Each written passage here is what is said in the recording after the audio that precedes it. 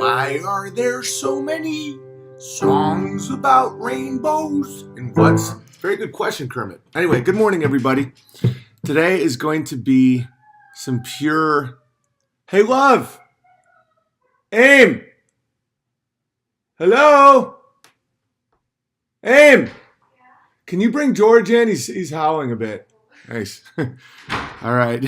We just had everything set up for the stream, and then I just hear George like, let me inside! I'll take off this chain collar. Thank you very much.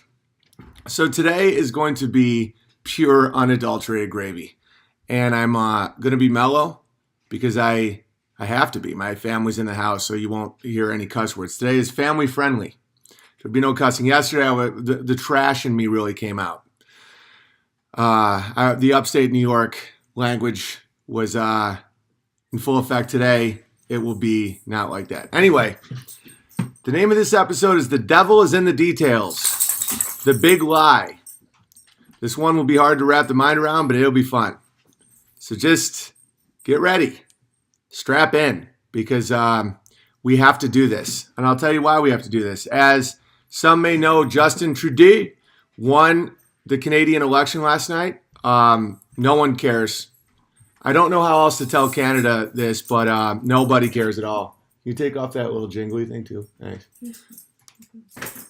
It's all right, George.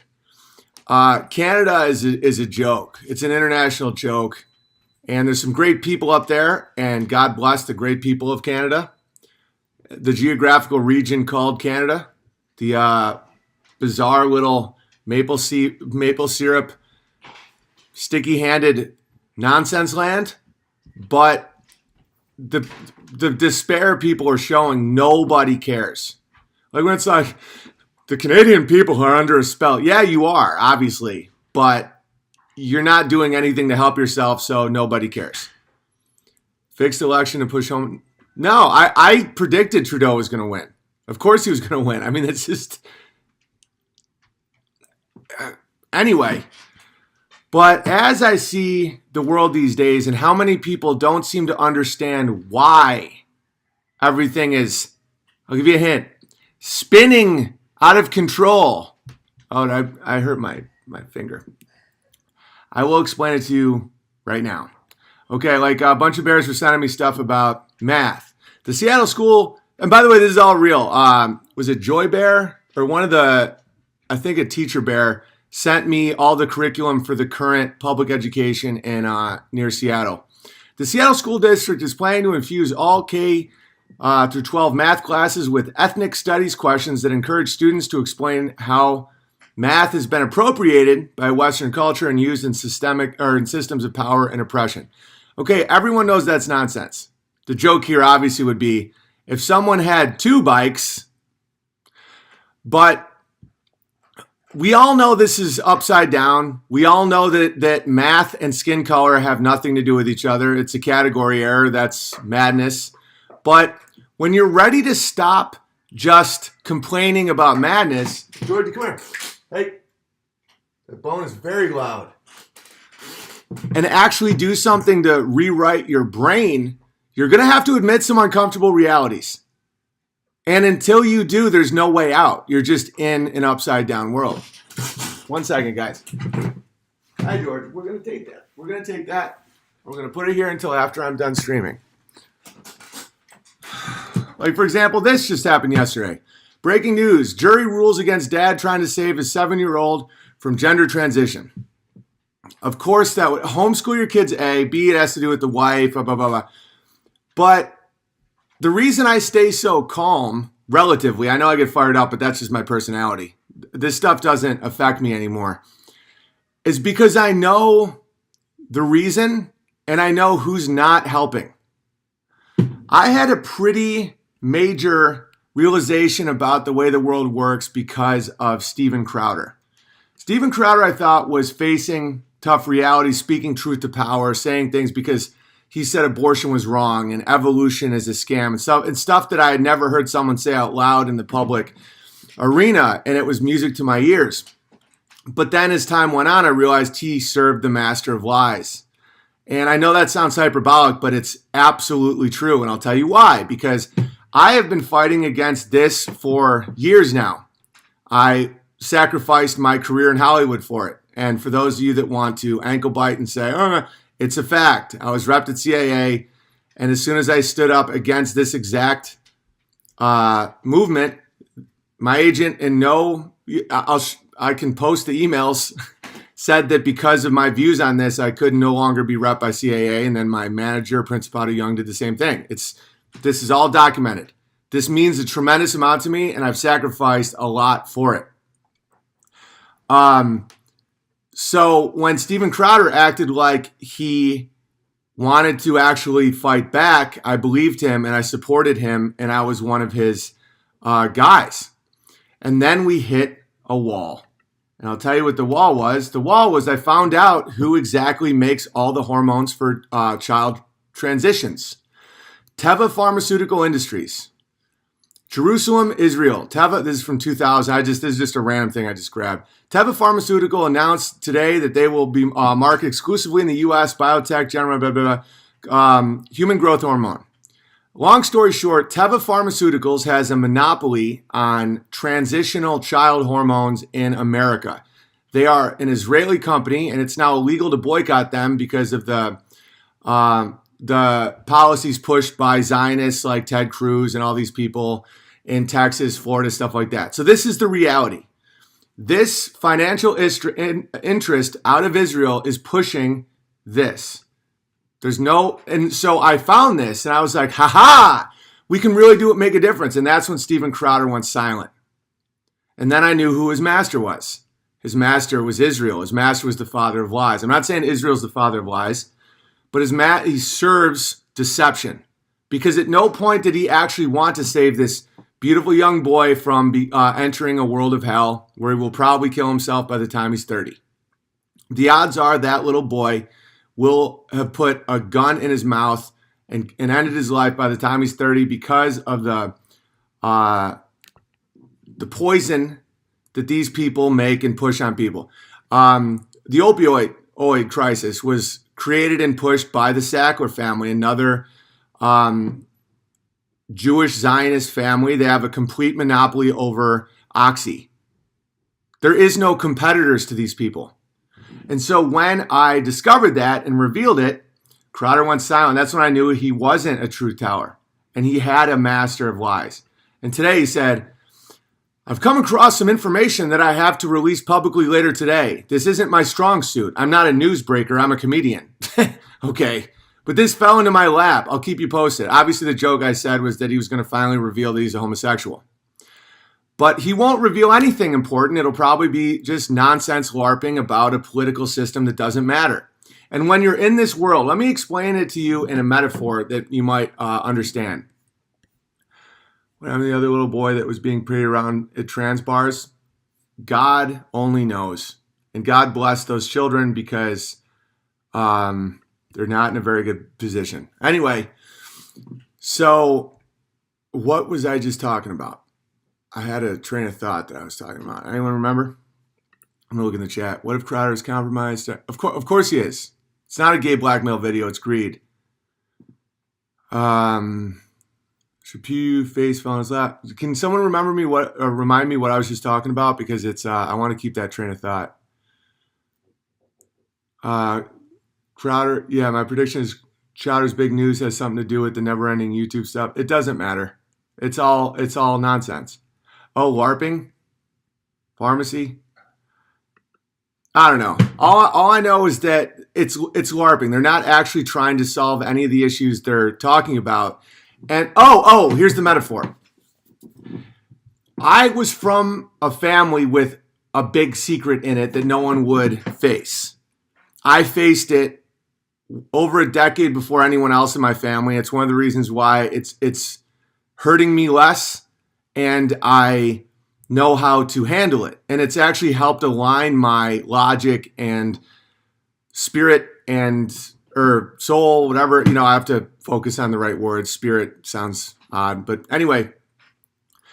When people only look at the results, like math becoming black, or a dad not being able to stop a mom from destroying their boy because of nonsense. It's as if everyone's in a family and they have a pet dog.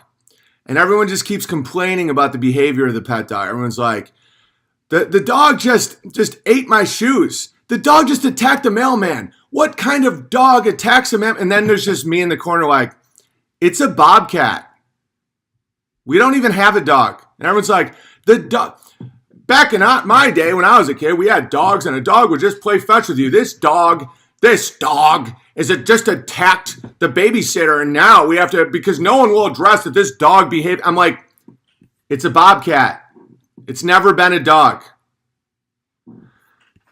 And so why do we have to attack the big lies? Because when you're under a spell, like Canada's under a spell, Germany's under a spell, America's under, when you see these spells that someone can send their child to a school that teaches that math, 2 + 2 = 4, 12 times 12 is 144, that has anything to do with the skin color of the people doing the math, is so mind-blowingly crazy that they have to be under a spell. What is the spell? And the deeper the spell goes, like the spell in my family was that my father was a closet homosexual. No one would admit it. He'd be like telling these flamboyant jokes at my football games and be like, oh, Owen got a sack. Was it a hefty bag? Like flaming. And no one would address it. We just kept making excuses, and like he'd disappear on long walks and money would go disappear and all this stuff. And he was always ranting and raving about the Republicans. You know, he was a homosexual. And so the longer you go without just saying, I have a theory that could make all of this make sense. And people are like, no, your dad is just flamboyant. He's a wonderful man. And then you cover it by way over the top saying, he's a wonderful man. How dare you attack your father? I'm like, he's stealing money from my mom and paying men for sex. It's like, doesn't that make everything make sense? And then you see how many people are in the business of not making things make sense, where they either won't face it, they'll use become morally subjective, where it's like, well, we all have problems. It's like, not like that. That dude's a gay guy. And so I've learned that the bigger the secret, the more it has control over you. Like when you have something big that has been deceived, you can't function. You're always stressed. You're always depressed. It's just, and when you face it, that goes away. And as you can see, it's provable that I'm not a charlatan or a grifter or a liar or deluded or any of that stuff. I've been pretty open about my life now for years with you guys, and you can watch my family grow and prosper and the joy we have and the amount of creativity we have in this community. It's provable. So when I say you can get over it, like I got over some my career was taken from me. My father was a closet homosexual who stole my mother's money. Some of my best friends betrayed me. I've experienced other stuff that I'm not even going to get into. And I'm fine. Why? Because the truth will set you free. If you face that you have a bobcat in your house and it was never a dog, you can get rid of the bobcat in about 5 seconds. If you pretend it's a dog and you just don't know why your family dog has been so unruly, you'll never figure it out. And so one thing I really, really hope for you, and I pray for you, is that you don't get scared. Because I'm about to start talking about some real stuff. If you just run away, again, you don't have to agree with me, but just hear me out. If you run away because you don't want to have to face the truth, because once you see it, you can't unsee it, and then you become this shamed pariah, you're putting yourself, like you're in a prison with a door that opens and you just won't open the door. Women do that. All right, so let's get into it. Okay, so how do you view the world? I'll tell you how you view the world. It's called the Blue Marble. It's a painting. How do I know that? NASA finally admitted it because the technology has outpaced their lies. And again, a lot of us know NASA lies, but we're going to really get into this today. We're going to go places where it's going to be uncomfortable. But when you see it, you'll start understanding why the world is so twisted. Literally. It's bent. Literally. And when you bend all of your reality, it affects all of it. There's a reason why little boys are becoming little girls. Nonsense, obviously, and math is now about skin color. It's all related to the big lie. Just hear me out. And I know that you have an inkling of just being like, oh, how dare you? This is a moment right now where you can make a decision. You either just keep going with us or just, I love you either way. There's people in my family right now that still won't admit my dad is a raging homosexual liar thief. It's not going to hurt me. It hurts them. So just, please. Okay. Technology outpaced the lie. There's a lot of people that think these liars have a much better control of their lies than they do. That this has all been a plan, that seeing the Photoshops and all that has all been a plan by NASA to keep us in an even infinite dungeon. No, that isn't the nature of the lie. There's two masters that you can choose. There's God the Father, the God, our creator, and then there's the father of lies, the devil. That's it. You accept your deceptions or you don't. You're never going to know God's knowledge. You're never going to have that true, clear truth because we see through a glass darkly. That's a fact. But do you accept the deception or do you not? Do you listen to the whisper of the father of lies or do you not? That's it. Everybody has a master. Choose wisely.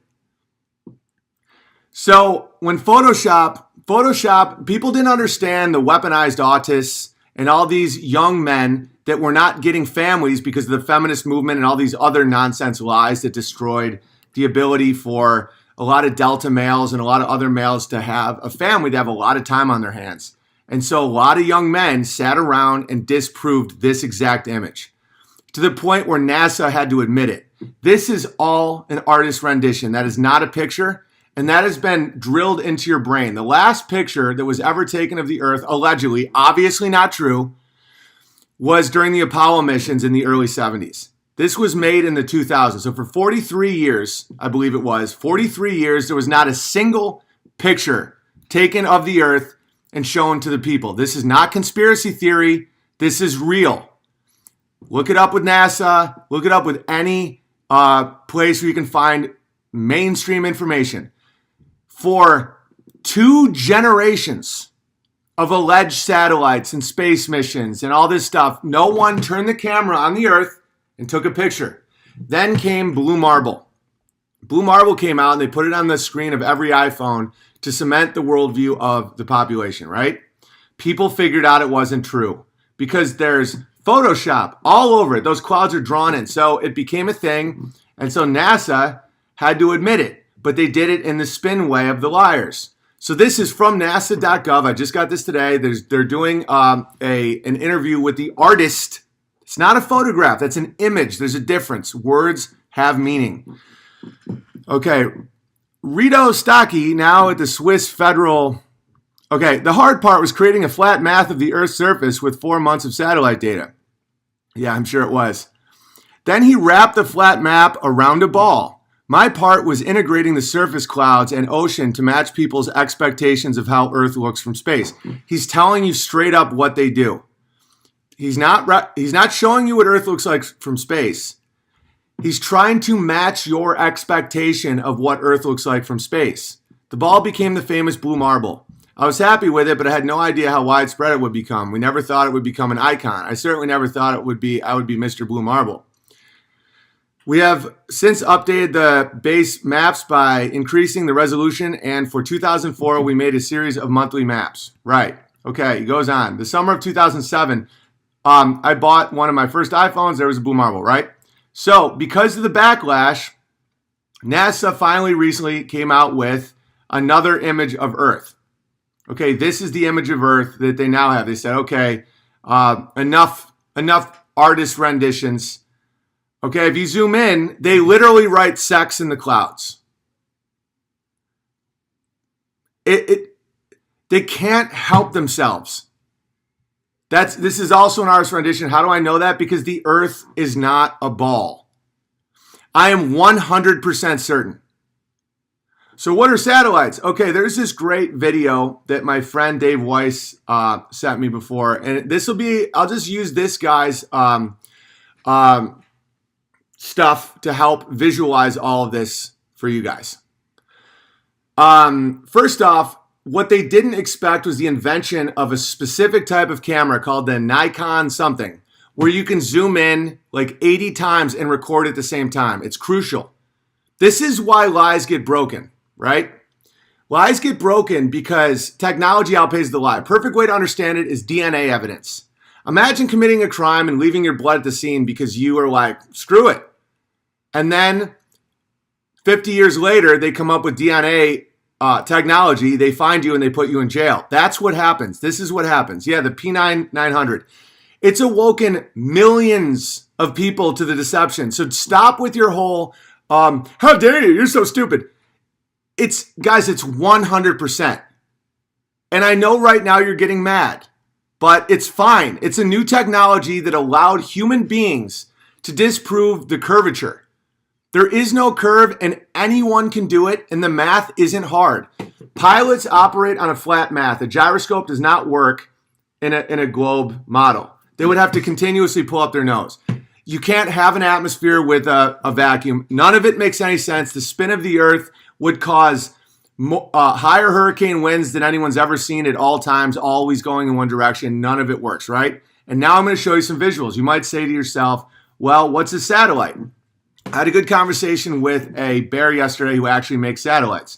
And although I believe he's honest, he's a quite tall gentleman. Satellites aren't what they say they are. Satellites are hot air balloons, and I'll show you right now. How do I know this? Because the technology is patented.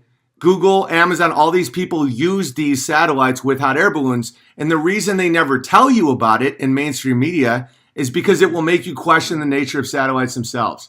Oh, and by the way, all those pictures, they're all distorted. As you can see here, these silly morons forgot to edit out this linear string to show the curve of the lens.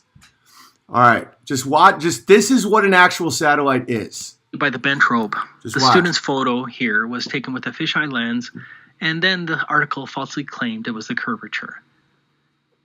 Do you see the deception? In addition to the flat horizon as shown at 100. Just real quick, this is called Our Flat Earth Journey by Taboo Conspiracy 2. Wait till you see what a satellite is, and then we'll continue. And then I'll show you the math of the curve, and I'll read some letters and whatnot. And I know this is bothering a lot of you, and frankly, grow up.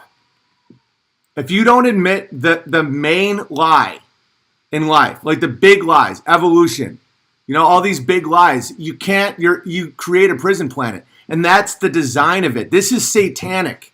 This is bigger than human beings. This is to get people away from God. That's the whole point. It's to make you a parasite. It's to take God's love, the Father, our actual Father, and replace him with the father of lies. The envious one is what the Muslims call Satan. Listen to this. 8,000 feet. The Felix Baumgartner jump proves the flat Earth in another way. Here's where Felix entered the dangling capsule at maybe 10 feet. Notice where the horizon line is. Here's Felix at 128,000 feet. The horizon line should have dropped substantially. Instead, the horizon line is at the same exact spot, thus proving that the horizon does indeed rise to eye level, belying the globe model again. Exhibit 25. No space satellite. Before we get started, just to really drive this home, you have a false perception of institutions. You think the government is here to protect you, schools are here to teach you, yada, yada, yada. Just 9/11, the Gulf of Tonkin, and the food pyramid will prove that that's not true. Like the fact that when people say, then show us the edge of the earth, you can't. Why? Because it's illegal to go to Antarctica. And the devil is in the details. They say you can go to Antarctica. You can go to Antarctica. There's one little spot that you can go to, and you're guarded with men with guns.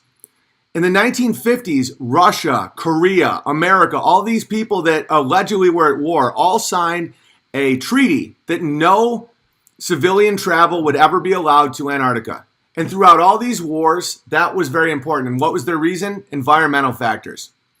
Talk to anybody who existed under Russia control, USSR control. They don't care about the environment.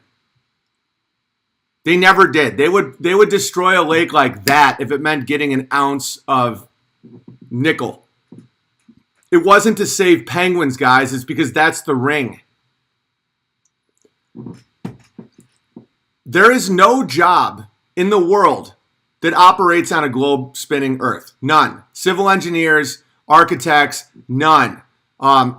Sniper, and people will lie in chats, but thousands and thousands are in these groups talking about how, as a pilot, why do you never have to pull up your nose?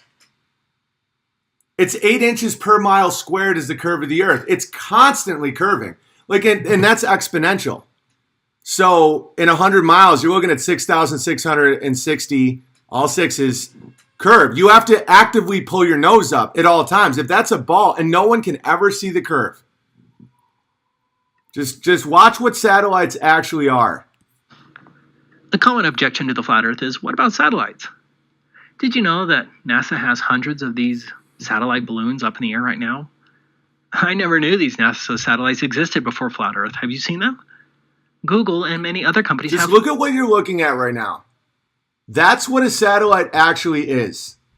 And yesterday when I did my stream on how rockets aren't real, like the speed's off, the bounce is off, the trajectory is off, the acceleration, no human could ever survive. It's 35 times faster than a bullet. So any bank, if you're in the military, if you're flying a supersonic jet and you bank hard, the blood will leave your brain to the point where you have to wear compression suits. They're going 35 times the speed of a bullet. They're going way faster than sound. The Earth at all times is allegedly going faster than sound. It's all nonsense. And when they bank, when they turn, which every single rocket does, all the people inside would be dead. It's not relative. If you bank going thousands of miles an hour, everyone inside dies. That's all real. So when I made that and people spiraled and said, oh, I made satellites. You may have made satellites. They're not spinning around the Earth. They're in hot air balloons. They use buoyancy. Just like the rocket ship I showed you yesterday is a giant balloon. And guys, millions are waking up to this, and I'll show you profound evidence using the Nikon camera. You can zoom in and record as you're zooming in and out. My theory is the person who made the camera didn't know what they were doing. No one could have thought this. That's how God works. God will just put little things like this that people are like no one could have predicted the printing press. When the printing press was created, millions of peasants that had no ability of getting books could now get books. It caused major social upheaval. This one is bigger. People are waking up to the fact that the Earth is not a spinning ball. And I know you're going to call me stupid and crazy. The hell you live in if you live lies is infinitely worse than any of the words you can call me. Okay? So just know that. This is what a satellite is. And then we'll talk about all the math and all the experiments that people do every single day with one camera. These balloons as well. Look up Project Loon. The fact that NASA and its subsidiaries hardly discuss these so-called satellites was a huge proof for me because it evinces a deliberate effort to conceal the fact that space satellites don't exist, simply because they're not necessary. The whitewash of these balloon satellites is evidence that they are lying about space satellites. These high-altitude balloons can carry 8,000 pounds and include telescopes, radar equipment, communications equipment, internet, etc. Here's one that almost killed some people. Also, never mentioned is the fact that almost all of our alleged communications come from undersea cables and cell towers, not supposed satellites in space. Your cable and satellite radio do not come from space. What about the Hubble telescope? This is the Hubble telescope. It's called Sophia. One flat earther was able to get a NASA manager to admit on the phone that the images from Sophia were strangely being used as Hubble's images. Finally, look at these actual NASA videos of satellites. They are manifestly fake. Look at this one that was launched during a space shuttle mission. It's dangling from a wire. Yes, the graphics are getting better, but this one old video alone proves NASA's fake. All right, so let's just review really fast. So if you go back to NASA's mainstream releases of what a satellite was from not that long ago, it's nonsense. It looks like you're watching a Star Trek show. It doesn't match reality at all. That's why technology outpaces it. How are you going to stop it? There is no spin. There's no spin of the Earth. Go outside. This lie has been so big that it makes you not trust your senses. That's why gender is changing and math is now about black people's skin color. Yes, there are satellites in the sky. What you're watching are balloons. How do you know that? Because the technology is widely available, and that's what NASA uses. Why would you have undersea cables if there was none of it makes any sense. So now where can we find this video? Oh, I plugged it already, but I'll tell you again. Our Flat Journey by Taboo Conspiracy 2. Now let's just look at some of the, and by the way, this guy is extremely intelligent, extremely educated, and I know tons of people like this. I like to just stay out of all this stuff, but enough's enough. If you don't know why Justin Trudeau just got elected again, and gender, like people think 5-year-olds can have sex changes and math is black, you have to understand that your dog is a bobcat. For those of you that missed it earlier, when someone said, oh, why is my dog just chomping at the bit? I mean, my dog just bit my dick off. And who has it? It's not a dog. It's a mountain lion. You have a mountain lion in your house. You, sir, are crazy. You think Betsy, my dog, is a mountain lion? Yes, it's blatantly a mountain lion. And until you admit what you're dealing with, I'll show you just a good section. And sometimes I do get sick of people just calling me stupid and all this stuff when all of the math, everything you can see, everything you can feel, everything you can touch, every single career that has to do with judging distances, no one ever factors in the curve because it isn't measurable, or a spin. None of it's real. Why would they do this? To destroy your connection with God. This is straight up Satan. Oh, how dare you? I'm just going to let this dude talk for a little bit because he doesn't have the platform I do. And you know what? Much love to Eric Dubay. I know I can be hard on that guy because his fans are tediously annoying and he's a yoga bending dipshit.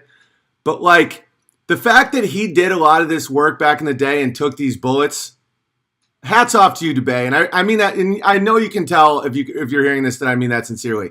Socially, you're terrible.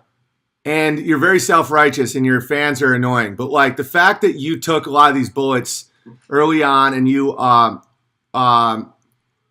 showed a lot of people this stuff, I do have respect for that. And for those of you that don't know, that is who Savanier is. And I'll still make fun of him because socially he's a disaster. But like, the fact that he talked about dinosaurs being fake and all that stuff, it's like years ago, I have a deep respect for that.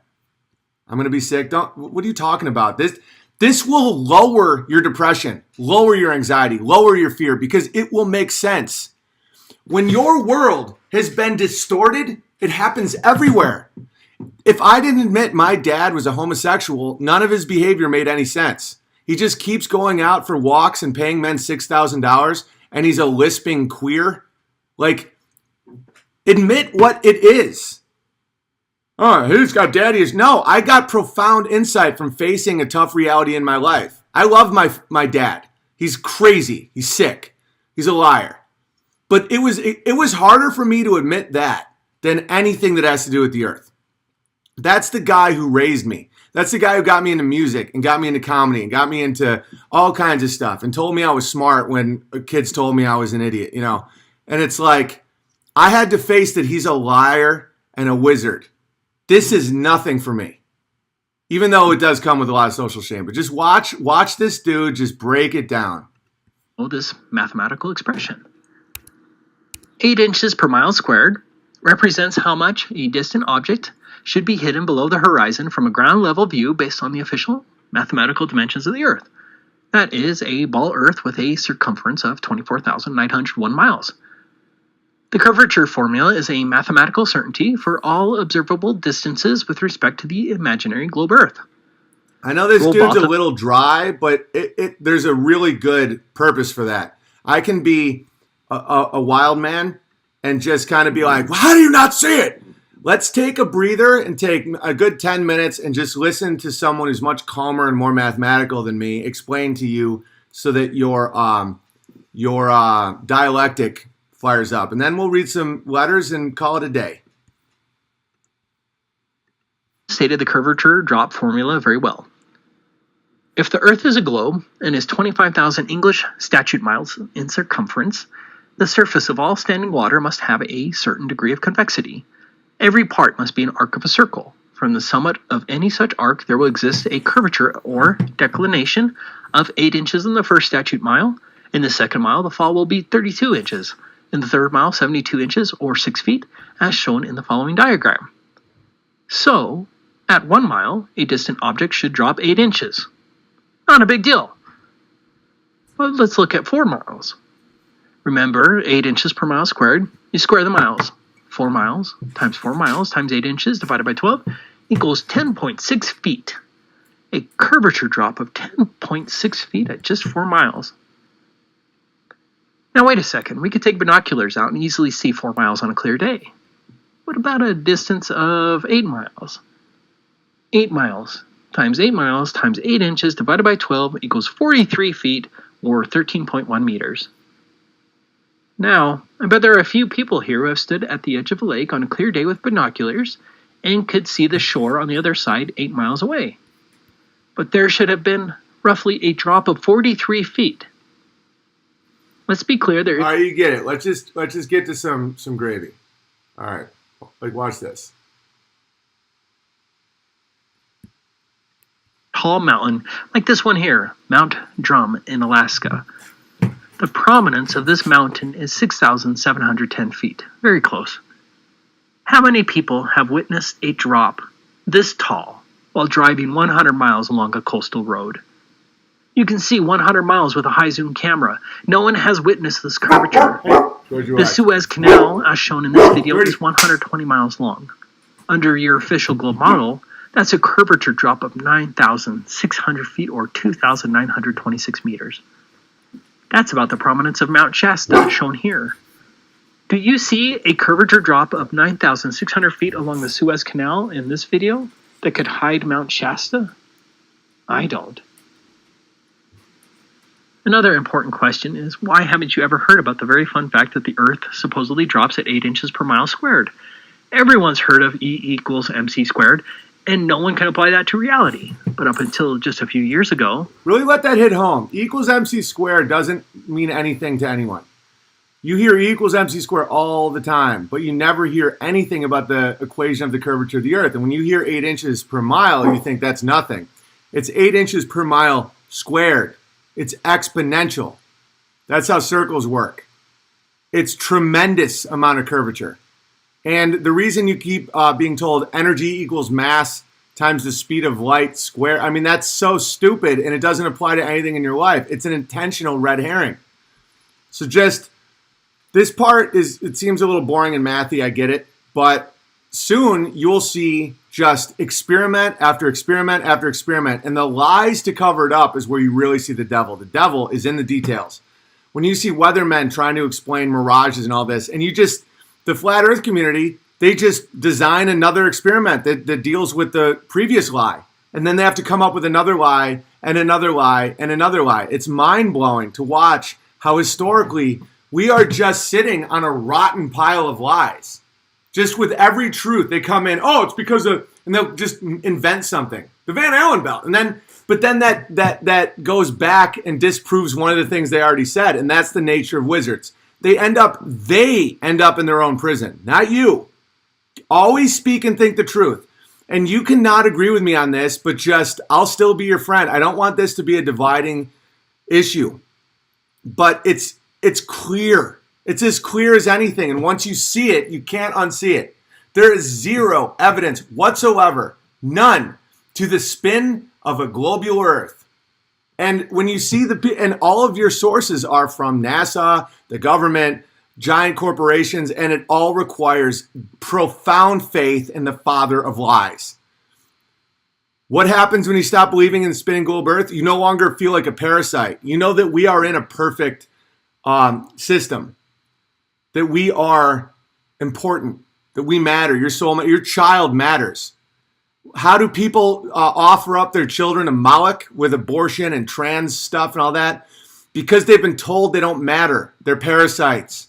That human life is a bane to the existence of the spinning blue marble and the infinite black. It's so profoundly sick. This isn't to hurt you or to make you scared or to make you not trust people or all that stuff. It's to set you free. And it does. I'm not telling you to become a flat earther, but just stop calling us stupid. There is not, you can say stuff like ham radio. What does that mean? There is no curve of an earth that doesn't spin. That's as observable as the hand in front of your face. And when you understand that, you understand how people can look at a 5-year-old boy and say that's a girl. Because they're so programmed to the lie. And facing down my father's lie allows me to see other lies. That's why I'm in a position where I can help people see lies. Now enjoy. No one ever heard of the Earth's supposed curvature drop of 8 inches per mile squared, even though every person should see this on a daily basis. Imagine how fun that would be in a classroom to demonstrate the shape of the Earth by measuring the supposed curvature drop of a city that's 30 miles away, by using a simple math that a 10-year-old would comprehend. But no one was ever taught this in a classroom, not even in surveying courses. Why? The 8 inches per mile squared. Let me just tell you, we're about to get more into the gravy, but let me just alert you guys to what liars sound like.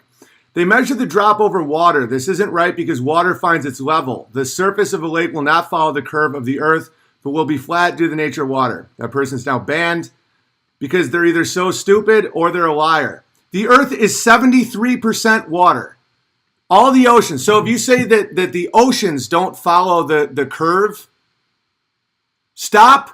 Guys, listen, stop leading your brothers and sisters astray. Stop. I know what you're doing. You know what you're doing. When you say stuff like that, you're going to make naive people or people that desperately want to hold on to their worldview because they had emotional connection with the teacher who told them.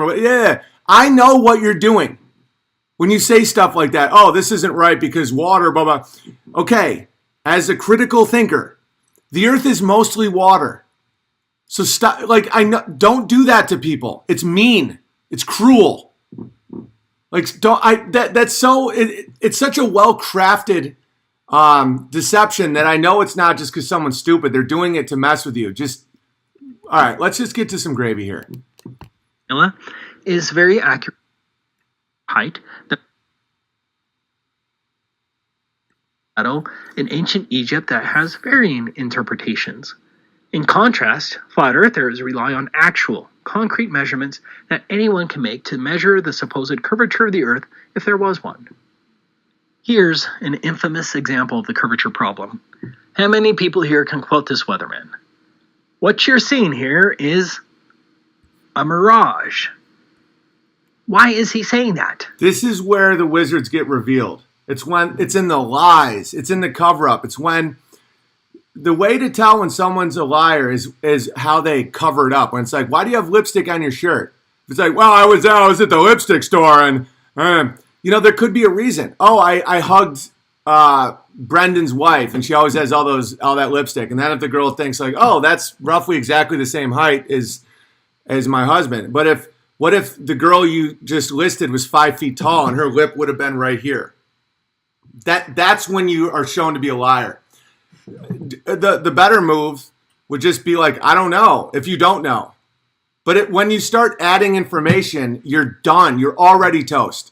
Once someone catches you in a lie and you just start adding reasons, you'll never get out, especially with the kind of weaponized autism and the amount of technology that's at our fingertips now. You're done.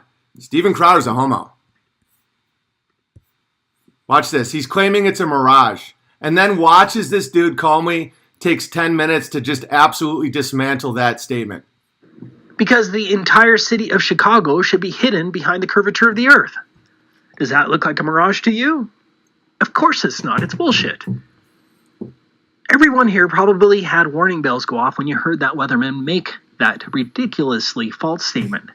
That is no mirage. That is a direct line of sight that is often obstructed by haze, miraging, atmospheric distortion, weather, or larger, closer waves and swells that have a larger respective angular size.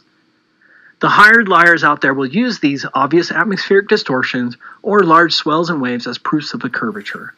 Don't let the deceivers trick you. And the way this works, because if you understand more about this, that's so preposterous with that guy. He's like showing this fake curve of water. He's like, because of hot air, light bends. But yet 100 million light years away, the light comes right to your eye through a vacuum.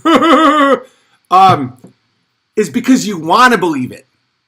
Like when my dad would say, "Oh, I'm just flamboyant. I just like to go to conferences with your godfather, who oddly moved to Brazil." It's like you want to believe the lie. You want to be like, yeah, that's right, because you don't want to be one of those people. Oh, you're one of these flat earthers. I hear people say that flat Earth is a psyop to discredit anyone for talking about the fake moon landing. That's mind blowing. That a flat Earth person is here to discredit another movement because they sound so crazy and stupid. Want to know what sounds crazy and stupid? That the Earth is a ball spinning 1,000 miles an hour in an infinite vacuum, spinning around a sun going 66,000 miles in a perfect plane with all these other planets. A perfect plane, even though it all came from a giant explosion called the Big Bang. That's my 3-year-old son could come up with a better origin story for humanity than that. Like when someone says that to me, it's not when someone just thinks that, because a lot of people think this because it's a heavy indoctrination, but like when they condemn me and say, "Oh, the fact you think that the Earth is a flat plane, you're discrediting everybody." It's like, no, I'm not. All you have is ham radio. Watch this. Here's another one. In this clip, the news lady again says that you're seeing a mirage. It's a photograph from Michigan to Milwaukee at a distance of 80 miles. The top of the tallest building in Milwaukee should be 3,102 feet below the horizon, according to the spherical model, but we can see much of the city line. Do you think that's line of sight or selective curvature hopping mirages that just happen to present a flat Earth? Can you allow yourself to see the problem here? I don't care if you believe me right now, but you as a rational thinking individual need to grab your telescope and your binoculars and head out to the lake or ocean on a calm, high visibility day without miraging, and you will see the flat Earth for yourself. We see too far. There is no Earth curvature at 8 inches per mile squared. That is a fact. That brings us to culprit 2. What would have happened if Rowbotham in 1838, who was claiming that he could see too far, could have live streamed his 6-mile test on YouTube? This is when things get exciting. It's not depressing. Like, we have the ability, we have the new Gutenberg, we have the printing press. Well, maybe things would have been different. The YouTube platform enabled hundreds, if not thousands of us to conduct similar curvature and other tests, like Rowbotham. YouTube enabled us to share our observations with millions of people, and they could see it for themselves. Someone said something hysterical. That's not a woman in our bed, babe. That's a mirage. It's that stupid. It's like that. It's like, no, you're not looking at Chicago across the lake. That's a mirage. Trust us. Now keep giving us all your money and your kids. It's just like, what? Is founded on repeatable observations and tests. This is the game changer. It's the camera that anyone can buy that can record zooming in and zooming out. It dismantles every single red herring they have, and it's just it's pure boatloads of gravy. One here can perform, and millions of people are seeing the truth despite the overwhelming propaganda and censorship that is now happening. Flat earthers don't just say another real quick fact for those of you for those of you Christians that are like, oh, you're from the devil, you're a deceiver. This coincides with the Bible. The spinning globe doesn't at all. That's so just carry on, my wayward son. Flat earthers say, believe no one, test it for yourself. Because of the flat earth revolution, YouTube has taken active steps to stop the flat earth on its website, as openly stated in Congress by the president of YouTube, as shown right here. Yes, the president of YouTube proclaimed that YouTube would suppress flat earth and promote the official story, and it's YouTube's official policy. And so it's hard to find genuine flat earth researchers anymore. YouTube is now actively banning and suppressing peace-loving people like me, while simultaneously promoting the official globe. Yeah, and understand that. That's a very powerful point, because I've gotten a lot of YouTube backlash and all that, and it's easy to see someone like me and justify and say, oh, he makes fun of Jews or blacks or all this, he swears a lie. No. Just, like, no offense to this guy, but fairly just boring sound. I didn't mean boring, that's a negative, but just like dry, peace-loving people that don't swear, don't talk about. There's no possible argument for hate speech for a guy like this, and these people get hammered when it comes to censorship. Now we know they swear, they don't even say anything provocative about, like, I'm a comic, so I say crazy stuff, but like, this getting taken down proves the lie. What are you scared of? What are you scared of? E equals MC squared? You scared of 8 inches per mile squared? Einstein married his cousin. But Google's censorship cannot undo what has been done. Humanity has discovered that there is indeed no curvature to the Earth, and that truth will not be suppressed because you can see it for yourself with merely a telescope or high-zoom camera.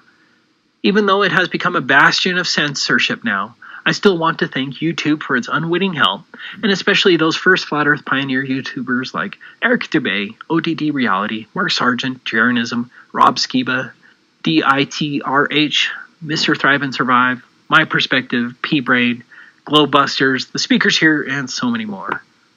Thank you. Now we're to the third culprit for the Flat Earth Revolution. We already discussed the curvature chart, but now we're going to test its application, which brings us to the Nikon P900. They now have a Nikon P1000, but this P900 changed everything. Nikon made it easy and affordable to zoom in at 83 times magnification, record it, and then upload the video to YouTube and other video sharing sites. I thought flat earthers were maybe faking their tests, so I bought this camera so I could see it for myself. Flat earthers aren't faking anything. Unlike the globe model propagandists, you don't have to trust us. Flat Earth isn't word of mouth anymore. I can show you the actual video proof again and again and again. Yeah, and here's the thing. It's like, and people like us are very demonized, and everyone says, oh, you're so stupid and crazy. It's right out of the mouths of a closet homo, guys. It's like, how dare you? Show me that it's a spinning globe, and don't cite this. Hang on. This was drawn by a guy. Where'd you get that info from? NASA. That's an artist's rendition according to his own words. His own words. Then we wrapped the flat map around a ball. My part was integrating the surface clouds and oceans to match people's expectations of how Earth looks from space. Where did I find this information? NASA.gov. So what's the new one? What's the new image? They said, oh, we swear this one's real. Yeah, they put sex in the clouds, just like Disney does. Werner von Braun and Disney were buddies. They always put stuff like that. It's their calling card. Satan can't help himself. So that's the globe argument. The globe spinning argument is a den of thieves and liars telling you over and over and over again. Now, every single measurable experiment will prove otherwise. And it's like, oh, weather balloon. Yeah, I'll show you some of that image. I'll show you those images. It's as flat as a pancake. And you can't go to the edge because it's illegal. Antarctica is the ring around the Earth. It's not here. And by the way, there's never been a polar expedition. You never see people go north to south around around the South Pole. Never, ever, ever. And their excuse is because of penguin habitation. You can't take a commercial airline from Buenos Aires to South Africa, which is a much shorter path, at 40,000 feet because it will disturb the penguins. That's written in their policy. If you believe that, you've accepted the distortion of your reality to a point when 4-year-olds become girls and math is racist. You can't face, if you don't go at the root of the weed, it just keeps growing back stronger. And this is real, guys. I'm not just going to be like, well, I don't know what it is. I like gravy. It's flat. Just keep and this is just one video. I'm just trying to show you visuals because a lot of people like visuals. There is no evidence at all to a curve that doesn't come from NASA. And yeah, satellites are made and then they're put in hot air balloons. Before I start discussing the proofs of the flat Earth, it's necessary to first address the ridiculousness of the official heliocentric model, because you probably haven't really thought about it. I didn't. I just parroted information in my classrooms to get the grade.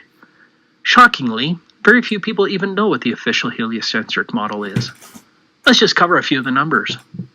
If you believe in official heliocentrism, you believe that the wobbling and tilted Earth is rotating 1,037 miles per hour at the equator.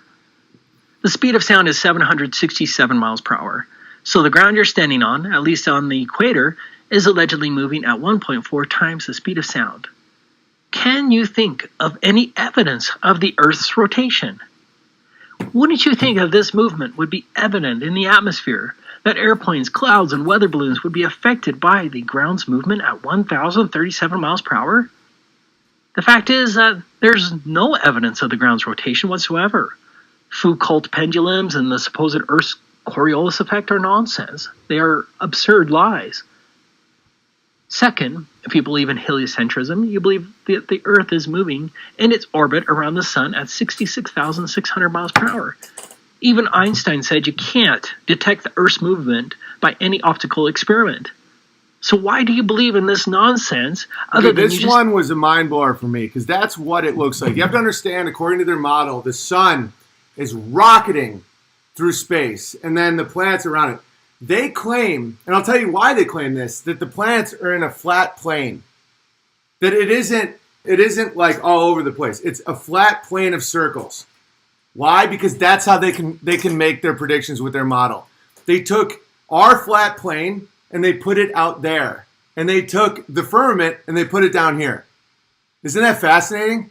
And that's how they can predict, that's how the math can coincide. But just, it's preposterous. Because according to their calculus and all their math, in order to predict where they see planets and all that stuff, the solar system is a flat plane, all spinning like a record. That the sun's, I'll keep showing you this, but that is the exact inverse. Out there is the dome. It's all, here is the flat plane. And when you just do that inverse, you can still make calculations, but they're all based on a fundamental lie. So just look at this. It's preposterous. And what makes it frustrating is, like, when I was in Hollywood and I said that Caitlyn Jenner isn't a woman, and people are like, how dare you? How dare you? Right now I'm getting this from, like, the Steven Crowders of the world. When I would point this out, they'd be like, you're crazy. You're just a... No, I'm not. I'm not. And the more that you resist against this, you put yourself in a little prison in your own mind. It's your call. It's not my life. I'm just trying to let you know that the reason Justin Trudeau just got elected, math is now racist, 4-year-olds are girls, it's the whole world is distorted by one big lie. And the good news is it's breaking so fast. Because now that you've heard this, you can't unsee it. Everywhere you go, you'll be like, that's odd. Wouldn't that, in your mind, it's almost like when you get a cast off your arm and you start getting the tingle. And you have a massive advantage in life. Because if you live under a false premise, you can't make any predictions and you can't function properly. This has cost lives in war. There's tons of examples of the globe lie costing people's lives because of technical errors. Take it on faith. But it doesn't end there. Next, the official model says that the sun is also moving at approximately 450,000 miles per hour, and all of the planets are somehow being dragged by the sun's gravity as the sun rockets through space around the Milky Way galaxy. With all these inconceivable and undetectable movements, the North Star has remained fixed, year after year, and has been that way throughout recorded history. Let that sink in. With this preposterous amount of movement, or just whatever, you get it. Next, you believe the entire Milky Way galaxy, including our sun and the North Star, is traveling at 1.34 million miles per hour towards the constellation Hydra.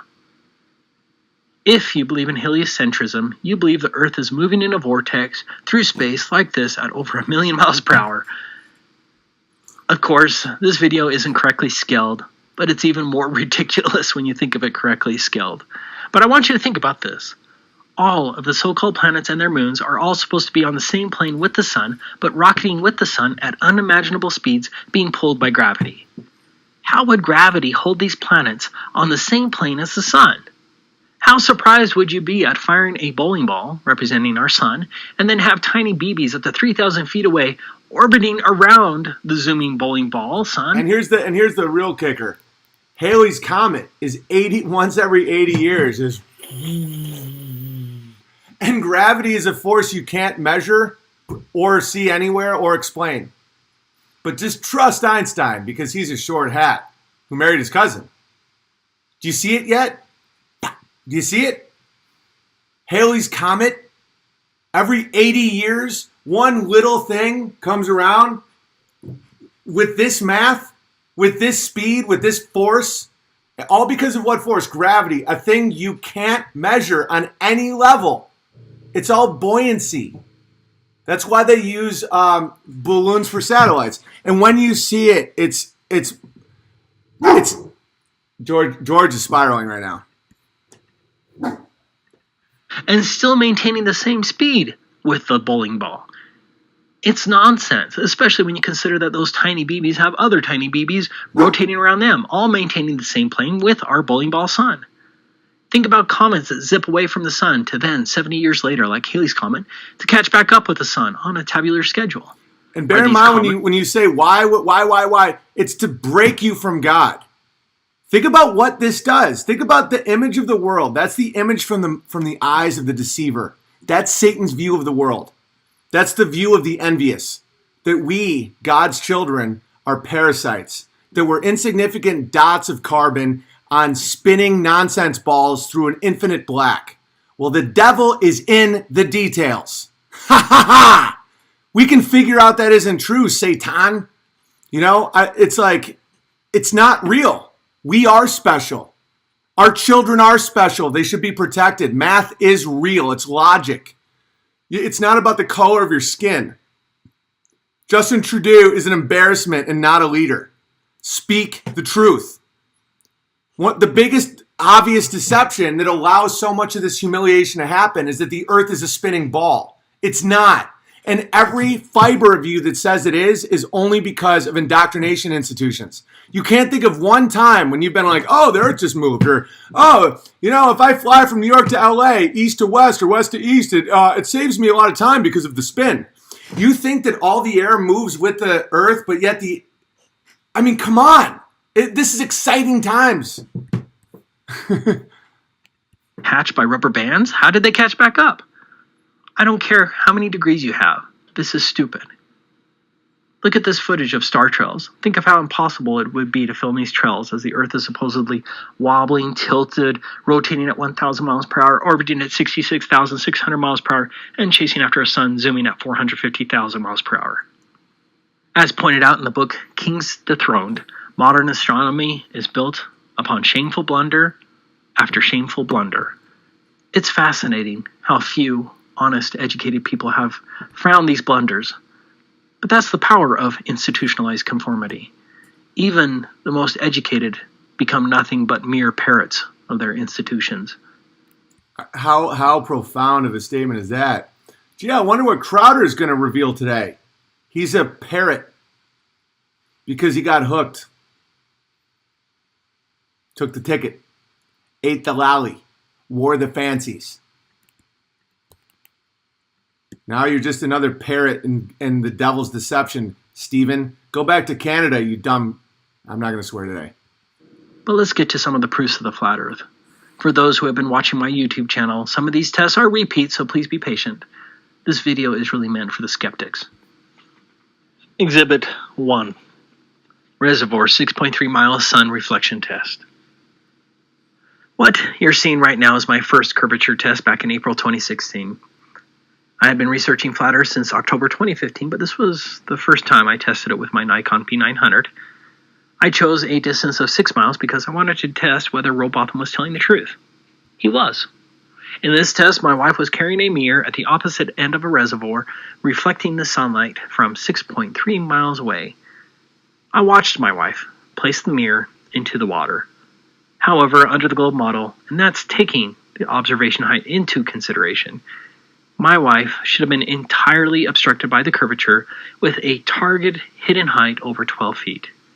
12 feet should have been hidden by the alleged curvature, but there is simply no curvature over that her reservoir. I also want to quickly address the globe refraction argument. This is a still from the video. Here it is cropped and zoomed in. Here is a picture of what it looks like on the opposite shore, and you can see the strange branch that projects horizontally. If 12 feet should have been hidden behind the curvature, then my footage from 6.3 miles should have looked something like this. But the globe liars out. One of the reasons I love this guy is because he's like me, that he's been hammered by so many trolls and false arguments that he just meticulously goes through all of them like they're babies. But it's like, no. Would you like me to show you why that isn't an argument? Like the mirage argument is insane. Just watch. Will claim that this 12-foot section hopped the curvature and is a mirage. But here's the problem with that. If this 12-foot section inexplicably hopped the curvature, then why didn't the rest of the view get distorted?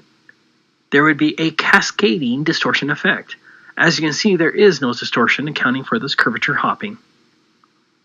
Exhibit 2, Utah Lake 7.53 mile spotlight test. This was my next flat Earth test at Utah Lake in May 2016. This time my wife was carrying a spotlight 7.53 miles away. Someone said, have they debunked radio waves? Yeah, all of it's debunked. When Marconi first was doing radio waves, everybody was like, this is impossible to go this far on a curve. And then they made up the ionosphere. That's his history. They just made up the ionosphere to explain radio waves bouncing. There's no ionosphere. Marconi was doing experiments where he would transmit radio signals like 1,000 miles, and people are like, that isn't possible with the globe Earth. And then they're like, ionosphere. And people wonder why nothing works anymore and why everyone's chopping their dicks off. Until you face your father of lies and go to the real father, you're going to be chopping your dicks off. That didn't make any sense. I mean, it kind of did. Sure, place the spotlight right up to the water's edge. At 7.53 miles, my wife should have been entirely hidden by the curvature with a target hidden height of 21 feet. As you can see, the water is calm and flat. Obviously, this isn't a mirage. This is a direct line of sight to the other shore. In order to see this far, you need very calm water, without miraging or atmospheric distortion. Be cautious, the liars out there will take pictures of distant mirages and call that the missing curvature. Exhibit 3, Utah Lake 7.53 mile frozen spotlight test. For this test, I reversed the previous Utah Lake test and I conducted this test in freezing conditions. Like the last time, my wife's spotlight should have been hidden 21 feet below the horizon. What's also important about this video is the fact that all the lights and the reflections are symmetrical. A globe supporter wants you to believe that the spotlight is selectively arcing over the curvature, which is absurd. But if that's the case, then how come all of these lights are symmetrical, like they're above a mirror? Which of these lights are mirages? Which ones are selectively jumping over the hump of curvature? You would not see this unmistakable mirror symmetry if the globe model... So for those of you that don't conceive of what he's proving right now, just trust me on this. He just proved that there's no mirage. The claim was correct. Furthermore, my wife carried the spotlight from 50 feet up to the water surface. When did she turn into a mirage? Notwithstanding the absurd... Oh, and another thing, just to point out, it's clear him and his wife are having a blast. When it's like, well, my wife had this thing, and I'm like, this is fun. Disproving the lies that keep you. Okay, we all know Caitlyn Jenner's not a dude, right? This is just like that. It's just like, and when you realize that we are made and we're special, this dude's a Christian. Wait till you hear his closer. This isn't out there conspiracy theories. This is the Bible. It's like, no, I must hold on to the fact that we're just spinning through an infinite darkness, even though there's no math or any experiment you can do to prove it. But I'm in my own mind. It's how you control billions of people. And right now, just in Brazil, there's like 11 million flat earthers or something. This is growing insanely because of technology, because of YouTube. And I'm now realizing that the biggest threat to these people isn't making fun of Jews or blacks. It's having a mind capable of thinking. That's why they're trying to make you stupid and addicted. Because the big lie is obvious when you see it. And it's like they see it as an ideological contagion that they don't want to spread. Because when you're in a world that you can't predict or understand, you're a slave. And they want you to be a slave to the father of lies. Don't. Be a slave to the good guy. Projections. It is obvious that the lake is flat. Water seeks its own level. So long as viewing conditions are clear, the globe model fails again and again. But don't trust me. Go out and do these tests yourself. Exhibit 4. The horizon test. What is the horizon? Under the globe model, the horizon is a physical barrier caused by the alleged curvature. Just to plug this guy again, it's Our Flat Journey by Taboo Conspiracy. The horizon marks the point where the water or ground geometrically begins to obscure distant objects. This is the official position. As I mentioned earlier, you can use a calculator like this one to determine the distance to the alleged globe physical horizon. In contrast, the flat Earth model says that the horizon is a matter of perspective. Artists get it. You'll see the same in a long corridor or in a tunnel. Just like how railroad tracks meet at the horizon, the ground and the sky similarly meet at the horizon. Do you think it's just coincidence that railroad tracks come together at the horizon? No, this is all a matter of perspective and has nothing to do with the physical curvature barrier. You can see this truth of perspective by just looking at the clouds at the horizon. You can see that the clouds follow perspective lines and are not bending around a curvature. In fact, you don't see any bending of clouds to match the curvature whatsoever. This is how sunsets work on a flat Earth. I have spent a lot of time and effort in testing the alleged globe horizon, and the globe model does not match reality whatsoever. For this horizon test, I was at the Great Salt Lake in Utah. I was observing a small piece of land at a distance of 1.34 miles. I brought the camera down to just a few inches above the water. Under the globe model, at just a few inches above the water, the horizon could not be further than 0.7 miles away. That's the maximum horizon distance under the globe model. There should not be any water visible beyond 0.7 miles, but you can clearly see the horizon extending many miles further than possible under the globe model. The naysayers will claim that this is a mirage or that the water is selectively refracting. Think about that. They're claiming that the bulge of water disappeared in front of the peninsula and then rose up miles beyond the peninsula but did not affect the peninsula with this magical act. The refraction excuse is nonsense, and each observation I've shown you so far clearly proves that. Exhibit 5, BMLS B69 and the oil platforms. This video is from my friend BMLS B69 in California. For this video, he's at an elevation of 105 feet. There are 3 oil platforms he's filming. The closest one is at 10.9 miles, the second is at 21.9 miles, and the third is at 26.4 miles. From that elevation, the horizon line cannot be further than 12.6 miles. In other words, under the globe model, the horizon should appear before the second platform. By the way, just to have fun with this stuff, it's really funny when people they can't give up the lie, so they have to just be like, well, I mean, there's different mirages for different parts of the ocean. It gets to the point where, it's like Steven Crowder not admitting he's a homosexual. It's funny. Like, you have to see it as funny, because if not, it'll just make you mad. You have to see it as because the things that people will say, like, a lot of this was inspired by one of the bears being like, well, sir, I'm only motivated by facts and measurable. It's like, do you really want to do this? Because I don't want to be a divider at all when it comes to like stuff like this, because I know the pain it gives people. And I just like to, pour a little gravy here and there. But like, fine. I'll show you the facts. I'll show you the measurable evidence of every aspect of this realm. It's not a spinning ball. And stop acting like you have the facts because someone lied to you when you were 5 and gave you a globe. Equals MC squared. You can't even explain that. And you know you can't. Energy equals mass times the speed of light squared. How about this one?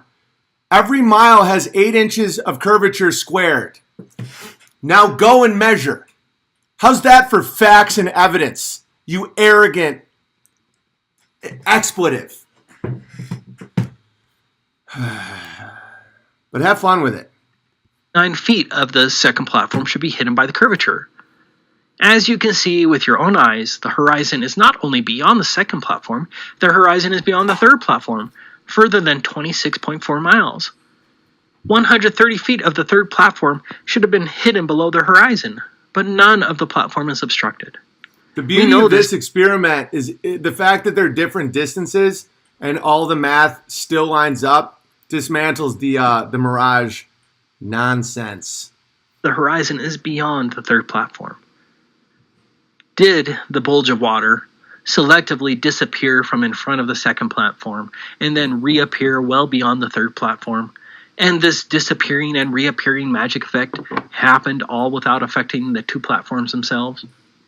Are you skeptics starting to see the problem with the globe yet? What do you do when the evidence you can reasonably gather completely contradicts your indoctrinated presumptions? And this isn't, not only is this not edited or from a small group of Russian trolls, I know tons of people that they do this stuff all the time. They just get one of these cameras and they go, it's actually a really fun community where you just think of a new thing where it's like, well, this mountain should look like this. Let's go test it. And every single time it comes back with the flat earth model. No one's ever once seen a curve ever. It's like, well, the Red Bull guy, we can prove that that's a fisheye lens. Would you like to see what the actual Earth looks like at 70,000 feet with a non-corporate sponsored hot air balloon? Just let it go, man. It's just like the anger will eat you alive. And I'm not telling you what to believe, but just don't be like, you, sir. Because this will turn millennials into baby boomers. You got to get ahead of the boom boom crew. Will you allow yourself to question your indoctrination, or will you hold fast to your comfortable conformity? I can show you many more of these horizon tests, all proving the globe model faults. But let's get to some of the laser tests. Exhibit 6, D. Marble's 10-mile laser test. This laser test was by D. Marble. In this case, the person holding the laser was at 7 feet, shooting the laser and the at globe lie allows people to say that Christians are idiots because it's like, how do you believe something that no one... Just think about the inversion, right? They say, how do you believe in nonsense fairy tales in your little book? What's the fairy tale here, guys? All of science? The fairy tale is what I'm showing you. There's zero evidence of a spinning ball. None. What's the evidence of God? A child's smile. 10 miles. At 10 miles under the globe model, the observer would have to be at a height of 30 feet in order to see the laser source. Instead, you can see the source of laser at just inches above the water. That water is flat, and the laser source proves that it is not being obscured behind the curvature. Well, the laser is a mirage. I'm just going to be in my Buick. Buyers have tried to confuse the issue by claiming that the laser wasn't level, but that's entirely irrelevant, since if the laser was angled downward, it would have hit the alleged curvature quicker. If the laser was pointed upward, then the observers would still not have seen the source, because the source of the laser would still have been hidden behind the alleged curvature. This footage would be impossible if we were living on a globe. Exhibit 7. Dr. John Dee's 9.5-mile laser test. Now, the following test was by Dr. John Dee, who has a PhD in spectrophotometry. Like many other tests he has conducted, Dr. John goes through painstaking detail to confirm that over a distance of 9.5 miles, there's absolutely no curvature. 39 feet should have been hidden. Dr. John repeatedly took sea and air temperatures, height, weather, humidity, and atmospheric readings. Someone just said, look up footage from the Concorde flat at 60,000 feet. There's a tremendous argument that that's why they shelved the Concorde. The Concorde was a plane that could go across the Atlantic Ocean in like 1.5 hours, 2 hours. It just hauled. But it had to go so high that people on board could easily see that the Earth was flat. And so then they cited they didn't want to affect the penguins, so they stopped using it. Happy Feet is such a crucial piece of propaganda. Everybody's like, we don't want to affect the penguins. It's so funny when you see it. Is a legitimate scientist proving that we've been told a lie. Exhibit 8, FE Core 25-mile laser test. FE Core is an independent scientific foundation. You can read about FE Core's powerful laser test here. The laser test was over a distance of 25 miles.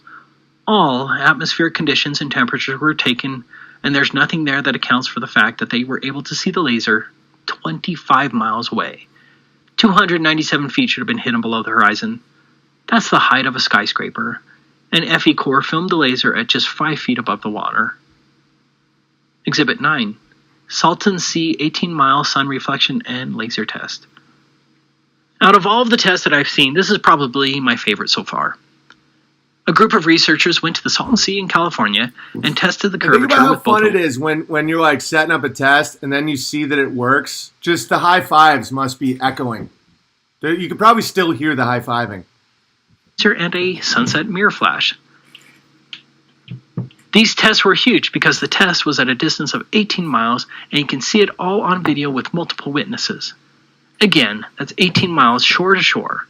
As you can see here, they were able to see and film the reflection of the mirror that was 18 miles away from the camera. 155 feet should have been hidden. 155 feet. This minaret in Uzbekistan is 150 feet tall. According to the globe model, you would have to be standing on this minaret. Just to recap a little bit of why we're talking about this, the reason that the world is going mad is because technology has caught up to the lies. The Seattle School District is planning to infuse all K-12 math classes with ethnic studies, questions, and encourage students to explore how math has been appropriated. Do you see it yet? Do you see the reason? If you keep distracting people and keep saying that math is racist and trans and other, it's all to distract you from doing math. Like seeing the world for what it should be. There's a functional purpose for all of this. It's not just random. The world isn't going insane. There's a giant lie being covered up. Why, you might ask? To enslave the world. That's why they don't want you smart. That's why they want families broken. That's why. They, you might ask, who is they? They is whoever follows the father of lies and not the father of Jesus. The father of lies is Satan, the envious one, as the Muslims call him. The devil is in the details. You can see the devil in the details. The broad strokes, you don't see the devil. You see the devil when you zoom in and you see that they write sex in clouds. Because the devil has to show you his hand. It's part of the rules. Because the devil only exists because he's allowed to exist by God as a test. He has to show you his hand.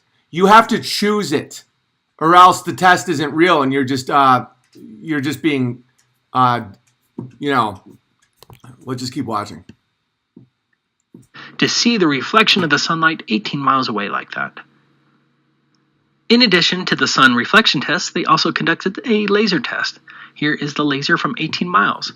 You can even see the reflection of the laser on the flat water. Do you think it's possible that the source of the laser and its reflection both selectively hopped over the curvature to present a false flat Earth? Exhibit 10.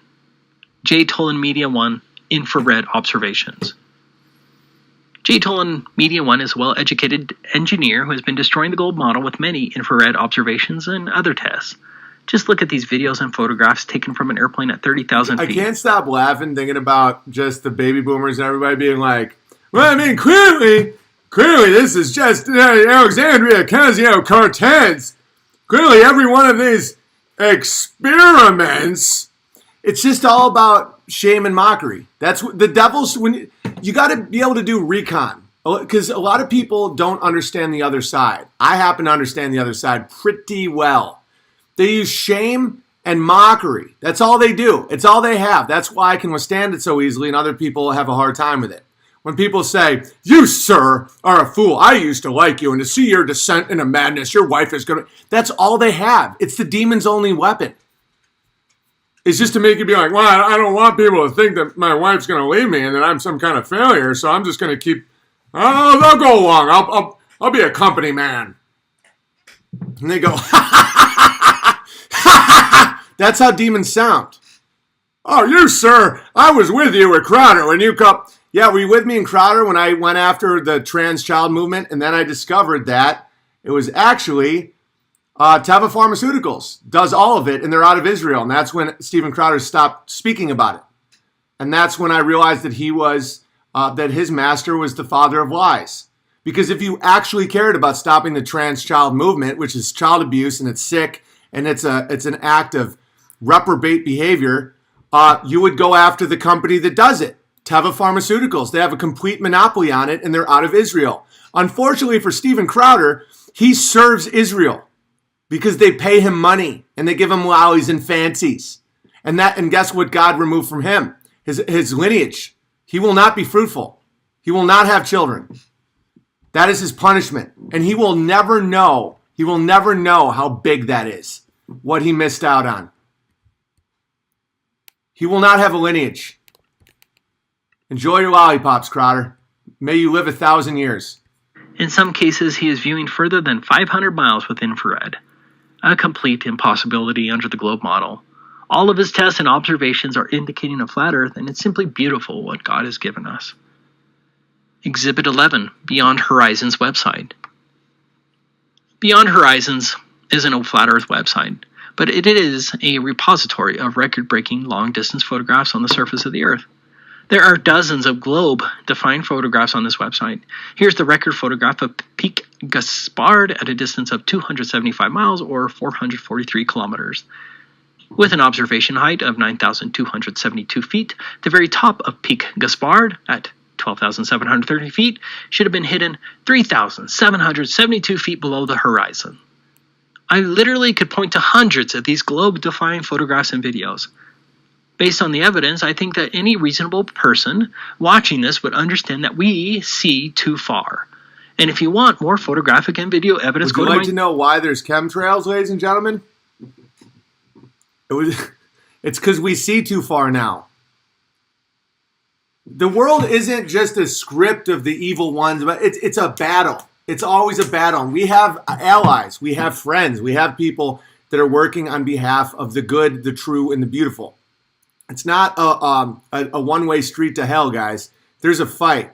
The chemtrails are happening now, in my opinion. I can't prove this, but it's to block out the lines of sight. This is the big one. This is the big lie. This is the one. This is big. When people now can see with these cameras how far there is no curve, bye love, it's like they're literally creating haze so that you can't see it. And they're trying to put stuff in there so that you stay dumb. Think about that. Doesn't that make more logical sense than anything else you've heard? And you can't deny chemtrails because the government has already admitted to it. But now they say, oh, it's because, 10 years ago when some of these legends were calling it out. Oh, and by the way, I did give Eric Dubé props in the beginning of this, for those of you that are just joining. Yes, he can be socially insane and his fans can be tedious, but the fact that he brought a lot of these things to light when he did and faced a lot of that stuff, I do have respect for him. Especially the more I see these lies, the more I respect Eric Dubé. I just don't like how he acts. So hats off to you. All right, let's watch a little more of this. YouTube channel, Taboo Conspiracy 2, because this was just a sampling of the many proofs that we see too far. But let's move on to some of the other major proofs of the flat Earth, because it doesn't end with just these optical and laser measurements. Exhibit 12, Airplanes and Gyroscopes. Now that we understand that the globe model requires that the Earth drop away at 8 inches per mile squared, shouldn't airplanes have to continually dip their noses to account for this drastic change? Think about a pilot who levels out and flies the airplane at 500 miles per hour for just 10 minutes. That would require a correction of roughly 4,630 feet after just 10 minutes. Pilots would unquestionably know of this curvature correction, but it doesn't exist. Pilots don't have to dip their nose to correct for the curvature, regardless of the speed or altitude of the airplane. No pilot makes this adjustment. Pilots fly over a flat and stationary Earth. Furthermore, the sensitive mechanical gyroscope in the airplane, which retains rigidity in space, indicates neither curvature nor rotation of the Earth. Gyroscopes also prove a flat and stationary Earth. Exhibit 13. Guglielmo Marconi. On December 12, 1901, Guglielmo Marconi received a radio transmission across the Atlantic Ocean at a distance of 2,135 miles.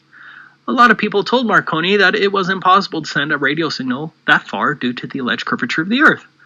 In fact, under the globe model, those skeptics were right, as there would be a curvature drop of 527 miles over that distance.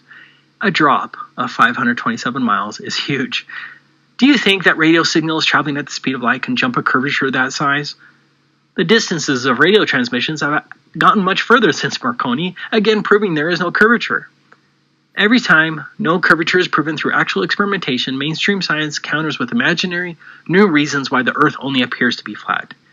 Due to Marconi, the ionosphere was imagined and created.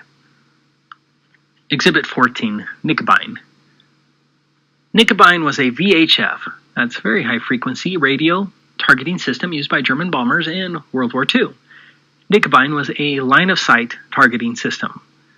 For this example, there were two beams, one from Stolberg, located 443 miles away from the target, Derby, England. The second was from Cleve, 331 miles away from Derby. What's fascinating is that the leading government science advisor for Churchill, Frederick Lindemann, refused to believe that there was such a beam due to the curvature of the Earth. The advisor was right. There should have been a major problem with the curvature, as VHF beams do not allegedly wrap around the curvature. It turns out that the Nikobine system did exist, and people lost their lives because Lindemann believed in the curvature. But the fact remains that Nikobine was a line-of-sight targeting system. Accordingly, Wikipedia and other websites claim that the German bombers remained within line of sight of the two beams. What's the problem then? There absolutely should not have been a line of sight with the bombers. With hidden heights at approximately 64,000 By the way, a ton of pilots get it. Like, there's times where I'm going on airplanes and stuff, and pilots do an extra, like pilots are one of the biggest communities of this type of stuff. Pilots are, because now once you see it, and you're sitting in that cockpit for hours and hours and hours, you just start being like, whoa. Like, pilots are so gravy-based these days. 44 feet and 117,504 feet, there was no way for these Nikobine systems to have line of sight with bombers that only flew at 19,200 feet. The Nikobine targeting system proved there was no curvature. Exhibit 15, Loran C. Loran C was a naval positioning system used for decades, allegedly up to the 1990s. Essentially, it worked by two radio towers on the coast that would transmit radio waves across the ocean. The Loran system would use the difference in the timing of the radio signals to calculate the vessel's location. This system was highly accurate and is probably the same underlying application used today that is referred to as GPS. If you're looking at the map, you probably already see the problem. These stations... Someone just said, this is your pilot speaking, and I'm drenched in gravy. A lot of gravy up here. We're going to be traveling on a flat plane. Full-blown gravy. Miles apart could be 1,000 miles away from the vessel, meaning these radio waves would have to have hopped a curvature up to 100 miles tall. The official explanation is that these radio waves traveling at the speed of light hug the surface of the Earth and wrap around the curvature, inexplicably jumping bulges of water and Earth dozens of miles tall. Does that sound believable to you? Wouldn't curvature hopping interfere with the location readings of the vessel? Like Marconi and Nikobine, Loran C is another proof of the flat Earth. One more point about Loran C. Look at this coverage map. Where is Loran missing? Remember that Loran was developed for the military. Did no one think it important to have location guidance for the navies in the southern hemisphere? The fact that Loran was missing in the south indicates that there was a problem with distances for southern vessels, which makes complete sense when viewed under a flat Earth map. The same applies for airplanes, which always lose their GPS signals in the oceans over the south. Again, even see. You guys still think that flat Earth is some sort of psyop to discredit the people who question the moon landing? No. Flat Earth. Exhibit 16. The non-rotating atmosphere. At the equator, this was ground the is one. allegedly... This is the thing that did it for me. This was the thing, because when I first started seeing it, I was not happy.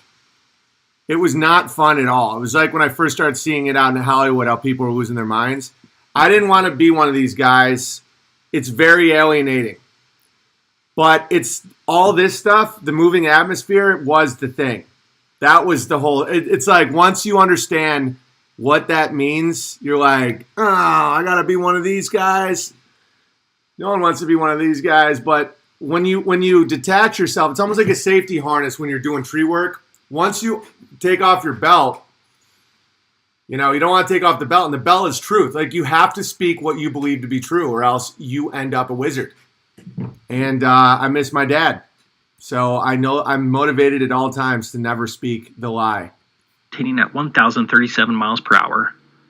Yet Felix Baumgartner took a balloon up to 128,000 feet above the surface, and it took him 2.5 hours to get that high. So, if the ground is rotating at 1,037 miles per hour, then Felix Baumgartner should have landed in the Pacific Ocean.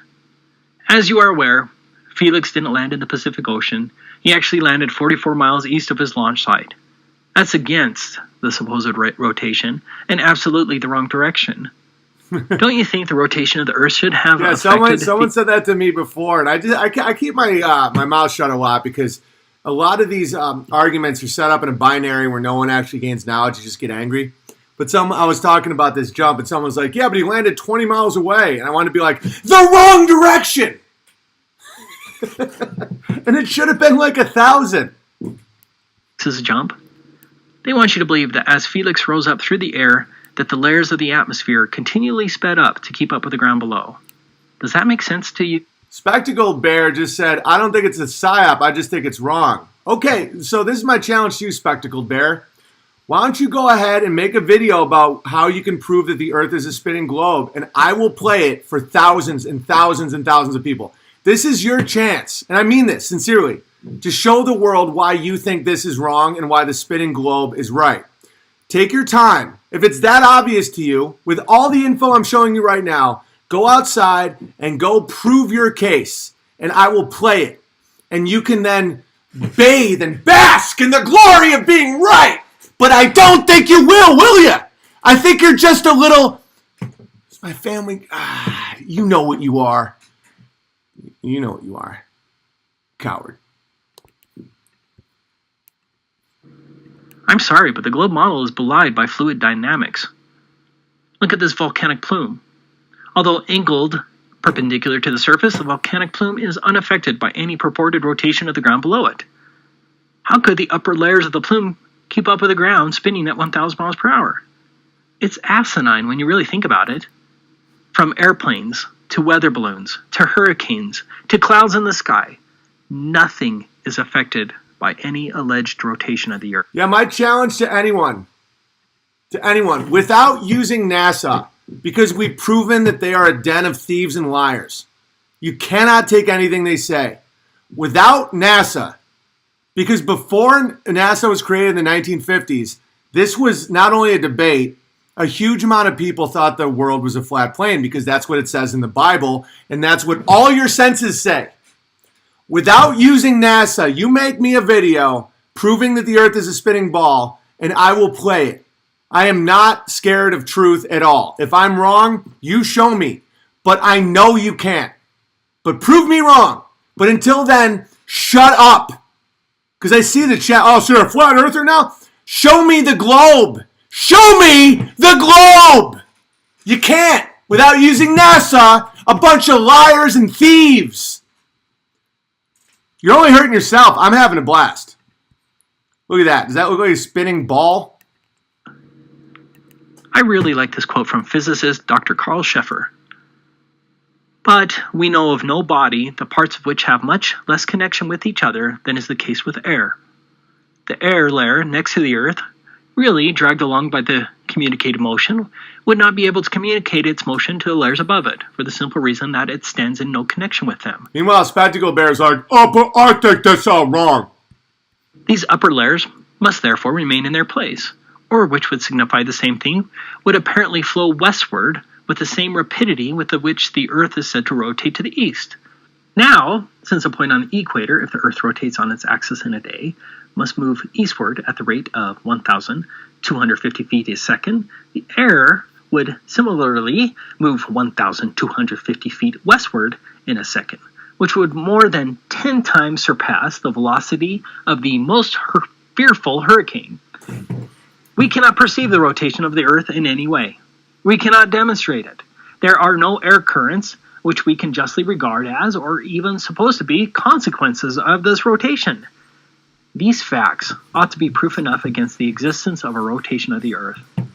Must it not appear almost absurd in us, preoccupied by what they have taught us in school, to accept a theory of the rotation of the Earth which neither is nor can be proven? Must we not wonder at the readiness of the learned of nearly the entire world, from the time of Copernicus and Kepler, to accept the conception of the rotation of the Earth, and then search afterwards now for nearly 3.5 centuries for arguments to maintain it, but of course without being able to find them. Exhibit 17. Snipers. Some may quickly counter that snipers account for the rotation of the Earth. The claim is nonsense. Yeah, this one I actually do know about, and it's nonsense. I used to believe this too before I actually hung out with snipers and did long-distance shooting myself. I can't believe how many lies you just believe if you don't know it. Because the trusting nature of humans gets... And again, the reason this matters is because when you bend reality, you end up with racist math and trans children. You have to have an accurate perception of your world. And a lot of these people are now making these fake Black Lives Matter, trans kids, just to keep you from looking up and seeing what this world is. And I won't be shamed. You won't be able to mock me and have any effective ability. Oh, so there's some sort of, how dare you? All the evidence is in my side. You show me a globe without using NASA. Go ahead, Molyneux. I heard that thing with Molyneux and a flat earther, and Molyneux just got schooled. He just looked insane. He was like, well, I mean, NASA proves what the left... And it's like, you're the guy that hates the state, Molyneux. You hate the state. You hate government. You're an anarchist. But yet you put all your faith exclusively in a government agency, which means to deceive in Hebrew. Allegedly. I don't speak Hebrew, but I was told that. I could be wrong. And many military professionals have declared the same. But more importantly, you can go online and read the actual sniper manuals for the Army Special Forces Sniper Training, Army Sniper Training, U.S. Navy SEAL Sniper Training, U.S. Army Special Operations, and the Marines. Someone said it's understandable for people to think Flat Earth is wrong. Of course it is. I'm not an evangelical Flat Earther at all. After today, I'm not even going to talk about it much. But don't tell us we are dumb. That's the whole point of this video. I'm just sick of people that I respect being like, well, I have the facts and the evidence. No, the fuck you don't. I swore, but my family's gone now, so it's all good. You don't have the evidence. You have nothing but lies. And so have some humility. You don't get to tell us that we're stupid. You don't get to make us dance around the word flat earth because we're going to be put in some sort of category that experience shame and mockery. You believe the earth is a ball spinning in infinite blackness. You're crazy. That happened with my dad. My dad and one of his little butt buddies tried to shame me and say, oh, you're a right-wing guy, or the FBI is probably going to watch out. I was like, you two are homos, and I know it. You deserve the shame. You're sodomites and you're liars, and you betrayed your wives. I didn't hear a peep from either one of them because I won't be in the inversion. I'm not the bad guy. Like, sodomy isn't pride. They have sodomy pride parades. Well, flat earth people with math and evidence and experience have to hide in the shadows in little conference rooms in hotels. No. One thing a lot of these flat earth people are missing is the masculine spirit of, no, fuck you. And you need that. No violence, none of that. But you have to be like, oh, you're some sort of flat earther? Yeah, show me a globe, bitch. Have a little masculinity. Have some balls. The Jews call it chutzpah. Will you march in the street wearing assless chaps about how proud you are that you suck another dude's dick? Yeah, that's retarded. You don't get to shame people that are trying to figure out the world we live in with facts, evidence, cameras, experiments, community, joy, the Bible. That is not to be shamed. And if you want to be like, so you're one of these flat earthers, so you're one of these fucking globe guys. Why don't you go dance around and praise yourself for being a sodomite? That is not something you should be proud of. Let's continue. Despite popular belief, there is no sniper adjustment for the purported Coriolis effect. Again, a huge proof of the stationary Earth and more proof that popular media has lied to us. Exhibit 18, the Antarctic Treaty. The Antarctic Treaty is an important proof of the flat Earth because it evinces an intentional and multinational effort to prevent people from determining what's beyond the 60th south parallel in Antarctica. In short, independent travel is not allowed or outside of the 60th south parallel, and that hides the flat Earth. Under the general concept of the flat Earth, Antarctica is the likely shoreline of the world's oceans. North is in the middle, south is in every direction, towards the outside of the circle. You can see that here on this flat Earth map from 1587 from Urbano Monti and this 1892 Gleason map, both of which came out long before the Antarctic Treaty. Because of this, Antarctica is the one area that would prove the flat Earth model correct. Coincidentally, no independent travel is allowed below the 60th south parallel. This isn't a theory, it is a well-established fact. The Antarctic Treaty, its handbook, and its enforcement protocols, which have remained inviolate for 60 years, and includes signatories like the US, North Korea, China, and the former Soviet Union, essentially ban any reasonable attempt to explore below the 60th south parallel under the guise of protecting the environment. Think of what has happened in the last 60 years. The Antarctic Treaty survived Vietnam and all of the Cold War despite the claim that Antarctica is rich in minerals, including coal, oil, and uranium. Were the Soviets really that interested in protecting penguins and the environment? I think the Romanian people would have a hard time believing that about the Soviet Union. Just understand how many lies you have to believe to get to this point. So in the middle of major wars and conflict, in a world where countries don't get along, everyone gets along for one thing. No one's allowed to go to Antarctica. Well, you can go to Antarctica. You can go to one little outpost. And you're not allowed to go anywhere else because it's surrounded by men with guns. Why? Because of environmental protective reasons. USSR 1950s doesn't give a rat's ass about the penguins' rights. They would gut the penguins if it meant a gram of nickel. And we all know that. Corporations don't give a flying fuck about penguins. No one cares about penguins. I like penguins. I think they're funny, overdressed buffoons.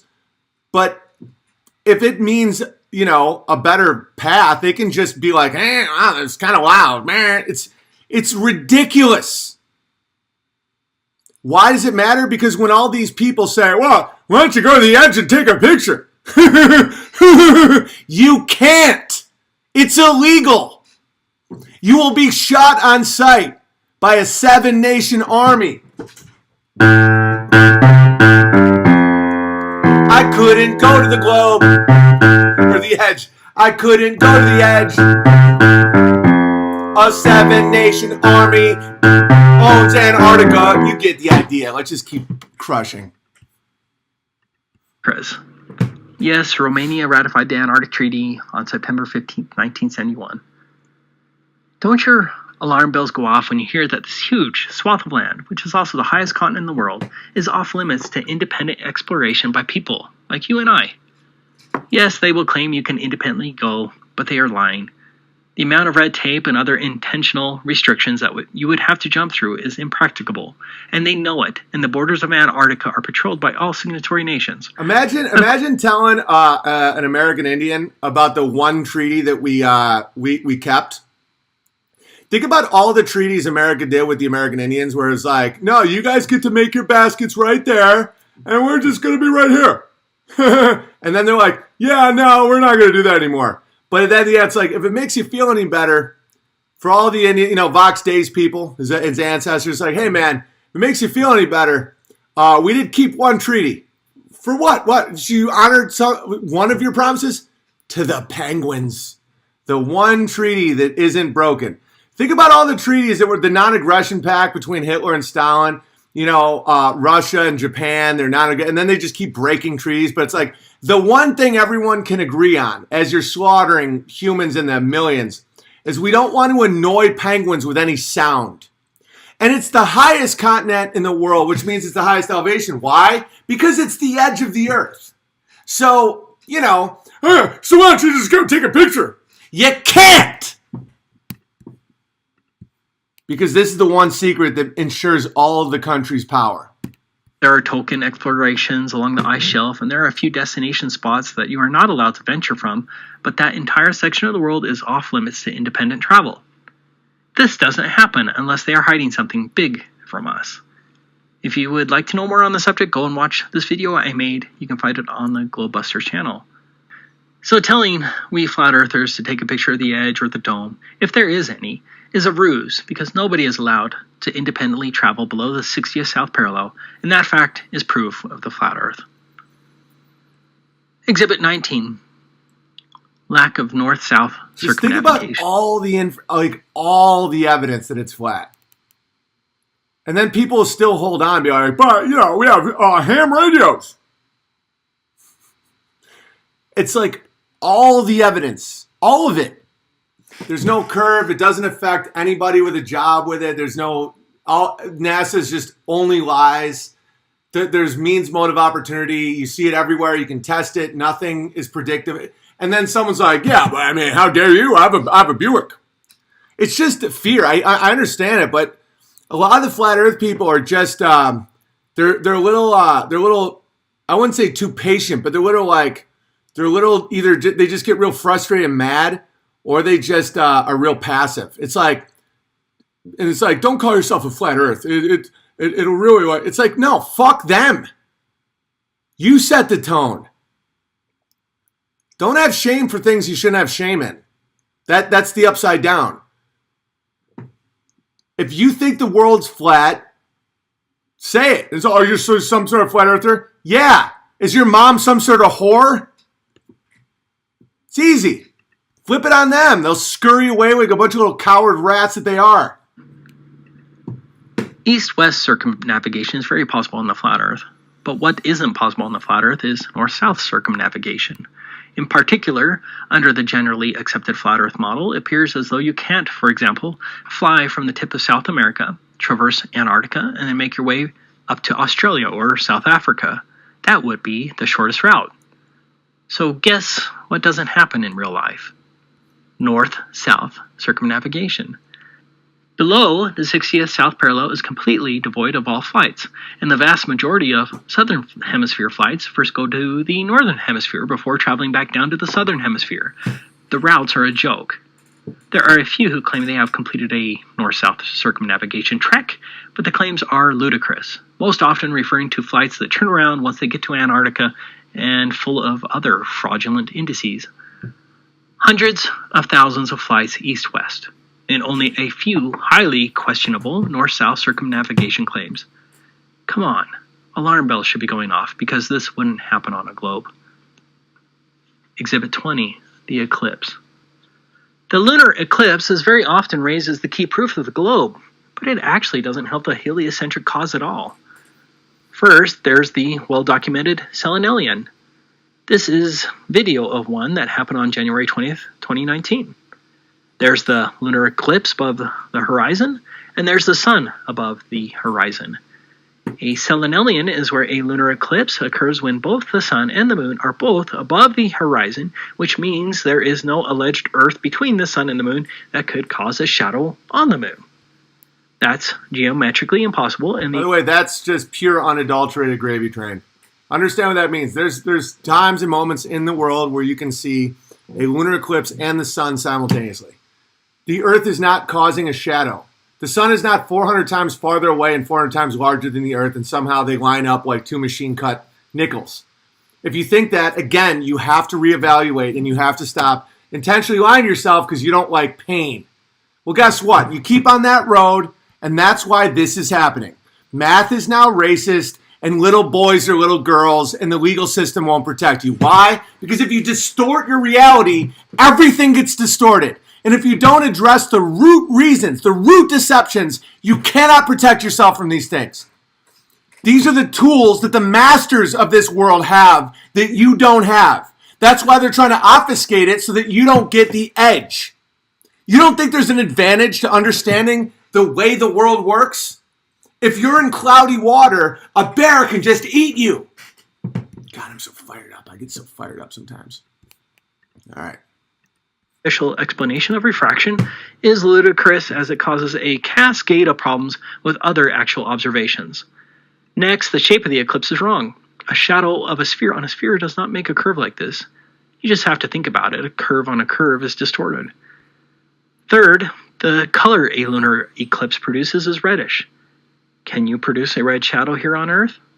No, it's impossible, and again, the official explanation regarding sunsets and sunrises on Earth appearing on the moon is shockingly ridiculous. Finally, very often the lunar eclipse comes from the wrong direction, like in this video. Under the official model, the shadow should always come from the bottom and rise up. Instead, you'll often have lunar eclipse shadows come from top to bottom, again belying the globe model. The solar eclipse is a strong proof of the flat Earth. First, notice that the sun and the moon are the same size. That's a statistical impossibility under the globe model. Now look at the size of the shadow. The moon is supposed to have a diameter of 2,159 miles. Then why is the shadow of the moon only 70 miles across during a solar eclipse? These are all proofs that the sun and the moon are much more local than claimed. Exhibit 21. No photos of Earth from space. Another huge proof of the flat Earth is that there are no photos of the Earth from space. Here's the 2002 blue marble image created by Robert Simon from NASA. It looks real, right? But it's not real, and NASA says so. I can't say this with enough emphasis. This is an admitted fake. A NASA employee wrapped a flat map of the Earth. Let me repeat that. He wrapped a flat map, not photograph. Let's just really enunciate this, because sometimes when this dude has a very soothing tone, they admitted this isn't real. NASA did. That's called taking the ticket. When they look at you and say, this isn't real, and you go, I thought it's okay that I scribble on my face. It's not real. They created this image. This isn't a photograph. Well, but the other photographs, they didn't have another photograph for 43 years.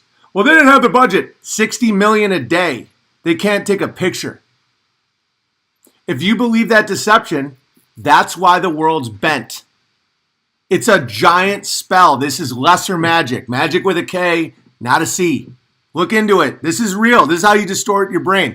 Why do you think these are called temples? That's pure unadulterated gravy. I will not apologize for it. He wrapped a flat map of the Earth around a cartoon ball and added surfaces, clouds, and oceans to match what people think the Earth looks like. You don't believe me?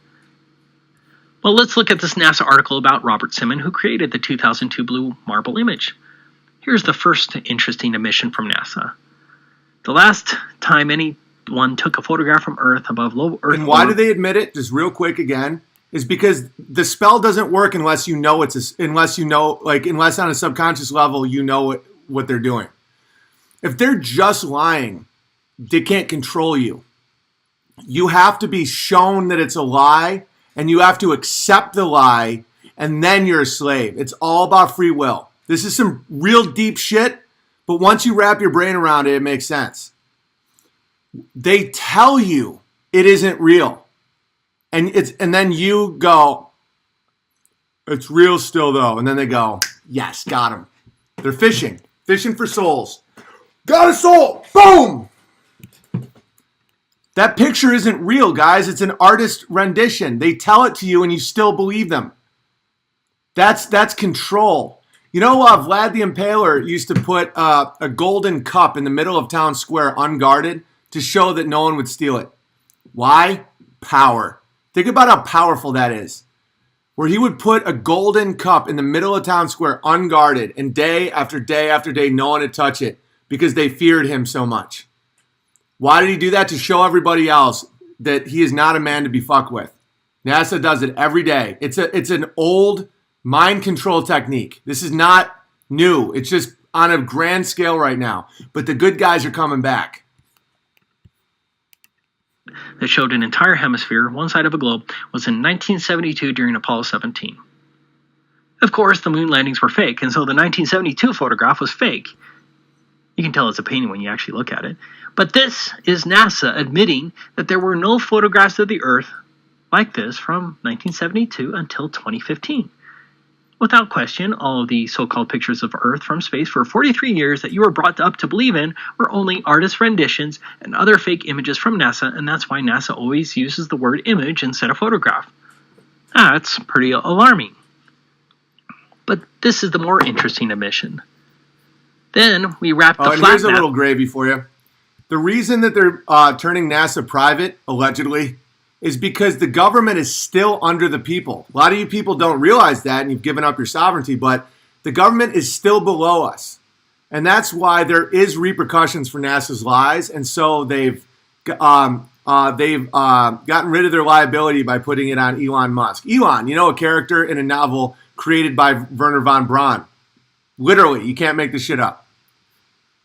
Around a ball. My part was integrating the surface, clouds, and oceans to match people's expectations of how the Earth looks from space. That ball became the famous blue marble. Simon wrapped a flat map, created from data, not photographs, around a ball, and made up the rest with computer graphics to match people's expectations. Seriously, that's just propaganda. How many posters of this image hang on walls of classrooms across the world? Here, you can buy it on Amazon. Don't you think it should include the warning? This is a purely phony image created by NASA employee Robert Simon. Don't even get me started about the Smithsonian, by the way. Fabricated to match your expectations of what you think the Earth looks like. So, maybe 1 billion people have seen this blue marble image of Earth, believing it's real, when it is composed of a flat map wrapped around a ball with other fakery added. Isn't that disconcerting for the honest, objective truth seeker? After the admitted 2002 blue marble fakery, NASA claims that they took an actual photo. This is the ultimate smoking gun, guys. So 43 years later, they come out with another one. It's all lies. And they pull a Disney. This is part of magic. Disney taught this to Wernher von Braun. Just watch, because this is all also in like Lion King and Little Mermaid and all that. They have to put, the devil has to put their his signature in it, because you have to be able to choose. You have to choose the deception. The whole thing is contract law. That's how evil works. So they have to show you what they're doing, and you have to be so full of sin and low vibration that you don't see it, or you choose not to see it, and you take it, and then you've sealed your fate. That's the whole point. Watch this part. It's mind-blowing. Of the Earth from space in July 2015. That's the first alleged photograph in 43 years. Here it is. Does this alleged 2015 photograph look much different than the admitted fake image of 2002? As we already saw, NASA artists can admittedly create fake images of the Earth that look real to everyone, and that's a fact. Shouldn't you now be a bit skeptical? Instead of spending $340 million on... All right, let me enunciate this again. So the artist rendition and the quote-unquote real thing just so happen to line up. Now, but just wait. There's more. This alleged 2015 photograph. NASA could have just had another NASA employee recreate the 2002 image with a few different clouds and shading, and no one would know the difference, and NASA could pocket the rest. Now's a different example. If a forger created an admitted fake painting from Van Gogh and sold the perfect but fake Van Gogh for $1,000, that would be fine, right? As long as he's honest about it, I wouldn't have a problem. But then let's say this excellent forger claimed a decade later to have a real Van Gogh on sale for $50 million. Wouldn't you be a tad bit skeptical before purchasing it, especially if you had no way of verifying its authenticity? I would. But let's take a closer look at NASA's supposed 2015 photograph. Let's rotate it and zoom in. The word sex is spelled in the clouds. It's unmistakable. Some pervert at NASA thought... So it's not just some pervert. It's part of lesser magic. So Disney and all these people, when they're subverting your kids or when they're selling you a lie, the way they establish contract law is they put something insane in it, and then they say, well, if you cared about your kids, you would have looked closer at what you're showing them. You know, there's like dildos and all this stuff in Little Mermaid and all that.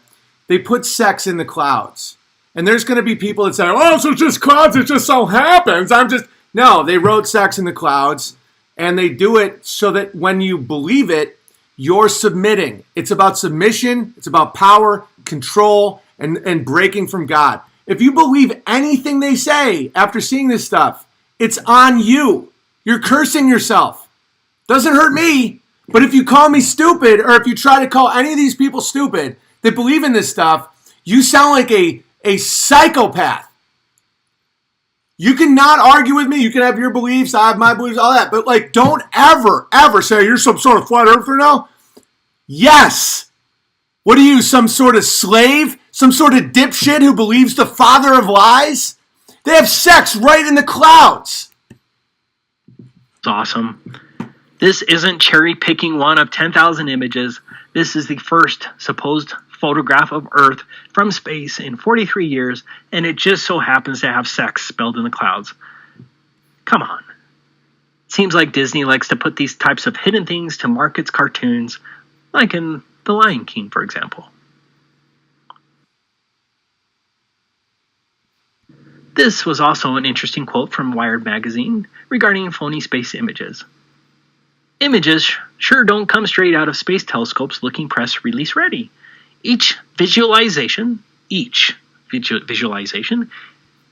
let you know, that means all of artists and planetary scientists. And visualization, this is how, again, a lot of people don't understand the nature of the devil or gamma males or any of these people. They have to trick and scheme because it makes them laugh. It makes them feel, the Muslims call the devil the envious one. It's brilliant. That's what he is. So they say visualization instead of photograph because they have to rub your nose in it. All artist renditions is what each visualization. They didn't say some, and they didn't say photograph. They're telling you what they're doing, and it's your job to reject it. You say the real N-word is no. Collaborating to convert blips on a data readout into something that looks like a planet, all while remaining scientifically plausible. In other words, all of those space images you have on your walls are all imaginary constructs to only look plausible. Robert Simon created Blue Marble to match people's expectations. It sounds like that is the standard NASA policy. It's all propaganda. The next fallback for the globe supporter will be the Himawari satellite. You know, the satellite the globe supporters always boast is producing thousands of images of the Earth from space. I have to say this again. NASA already stated that it can wrap flat maps around a ball and make it look real. Himawari is just a step up in the software, as now weather radar on top of flat maps is just wrapped around a ball with an added night and day terminator line. Paul on the Plane has a great video exposing the fact that Himawari is just that. Software that wraps flat weather radar maps onto a ball. That's it. The total lack of so-called pictures of Earth from space only proves that the globe and space are nothing but propaganda. Exhibit 22, the professionals.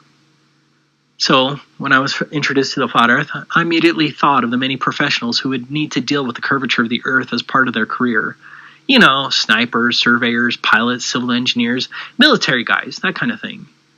We already talked about snipers, but the truth is that none of these professionals account for the curvature. There are many interviews now with airline pilots, military professionals, radar operators, missile operators, engineers, commercial surveyors, and many more, all stating that there is no accounting for the curvature or the Earth's rotation in any manner, not one bit. That's amazing, isn't it? Okay, just real quick, just to show you, I don't know if this person's stupid or a shill, but Tommy Gunn says, every celestial body within the solar system is a sphere from every angle, but we are flat. Nah, man, but this is cool. That's under the presumption that they're all planets like ours. It's a false presumption. What you're looking at, you don't know what it is. Admit that and move on.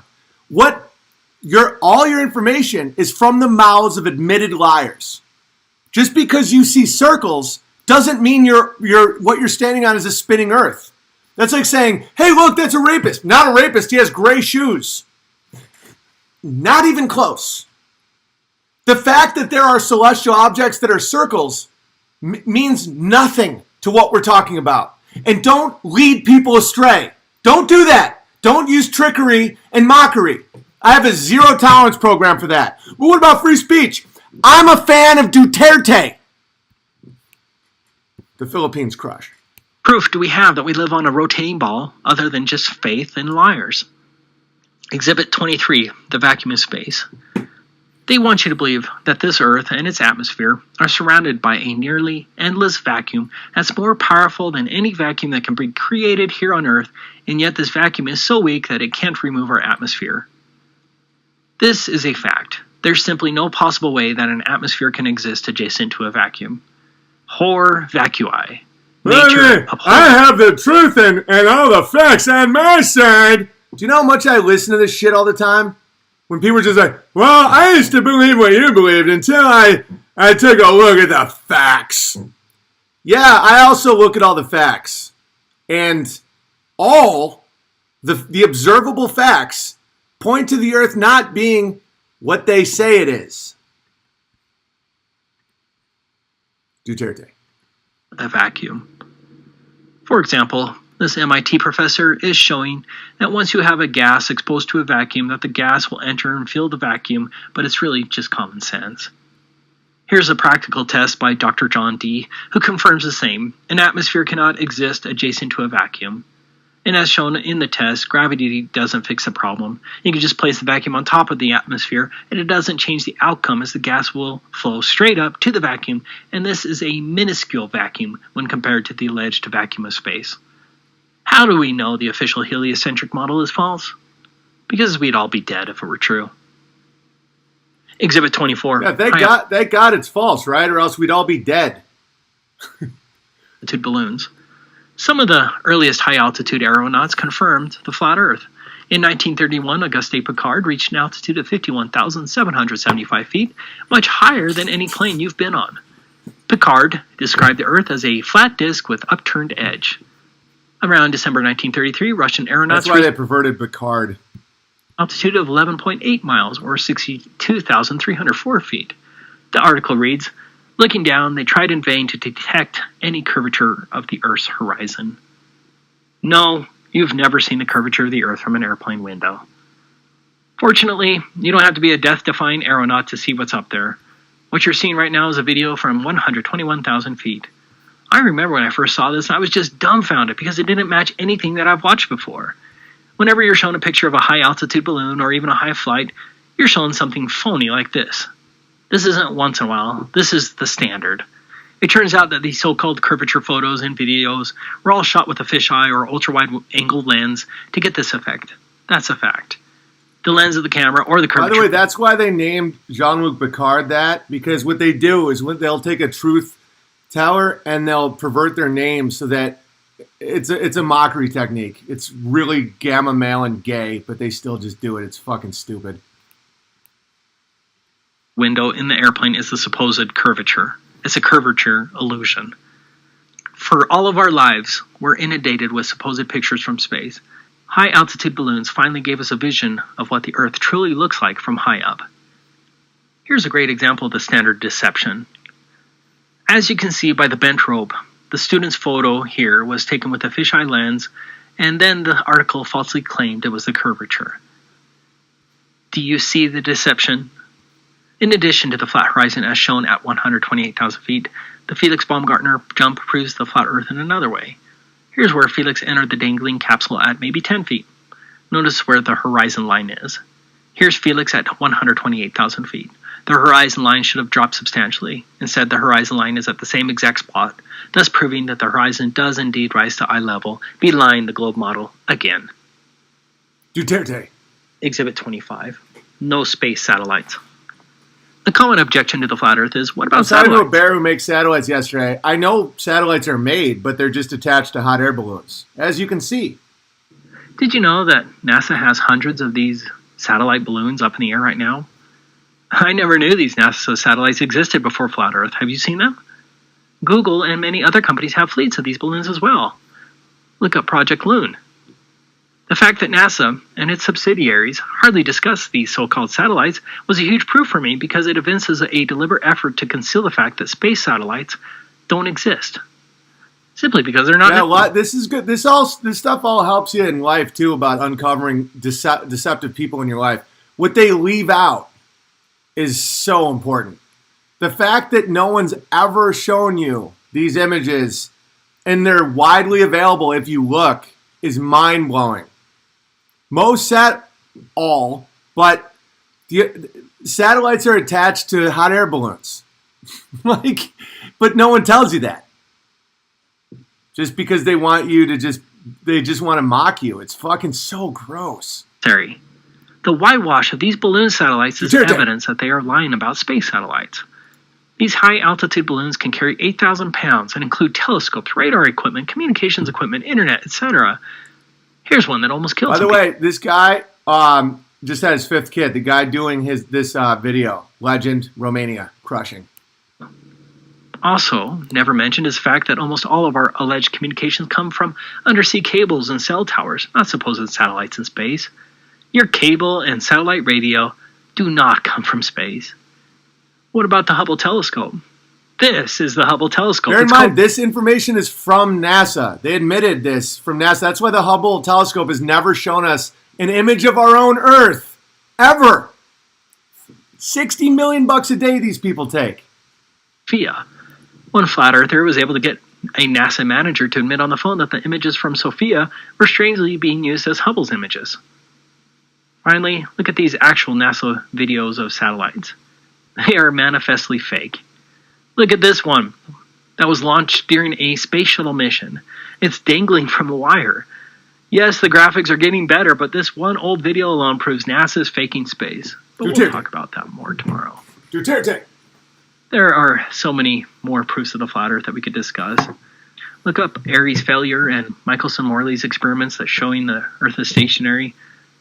Ask yourself how there is no worldwide change of stars if the Earth is on different sides of the Sun every 6 months, meaning under the official globe model, nighttime is pointed in opposite directions every 6 months, but there is no actual worldwide change of stars. Look at the Moon, and ask yourself why are all the craters perpendicular, and why there isn't one crater from a meteor that came in at an angle or horizontally, creating a chasm. Why do weather patterns and jet streams seem to fit so well on a flat Earth map?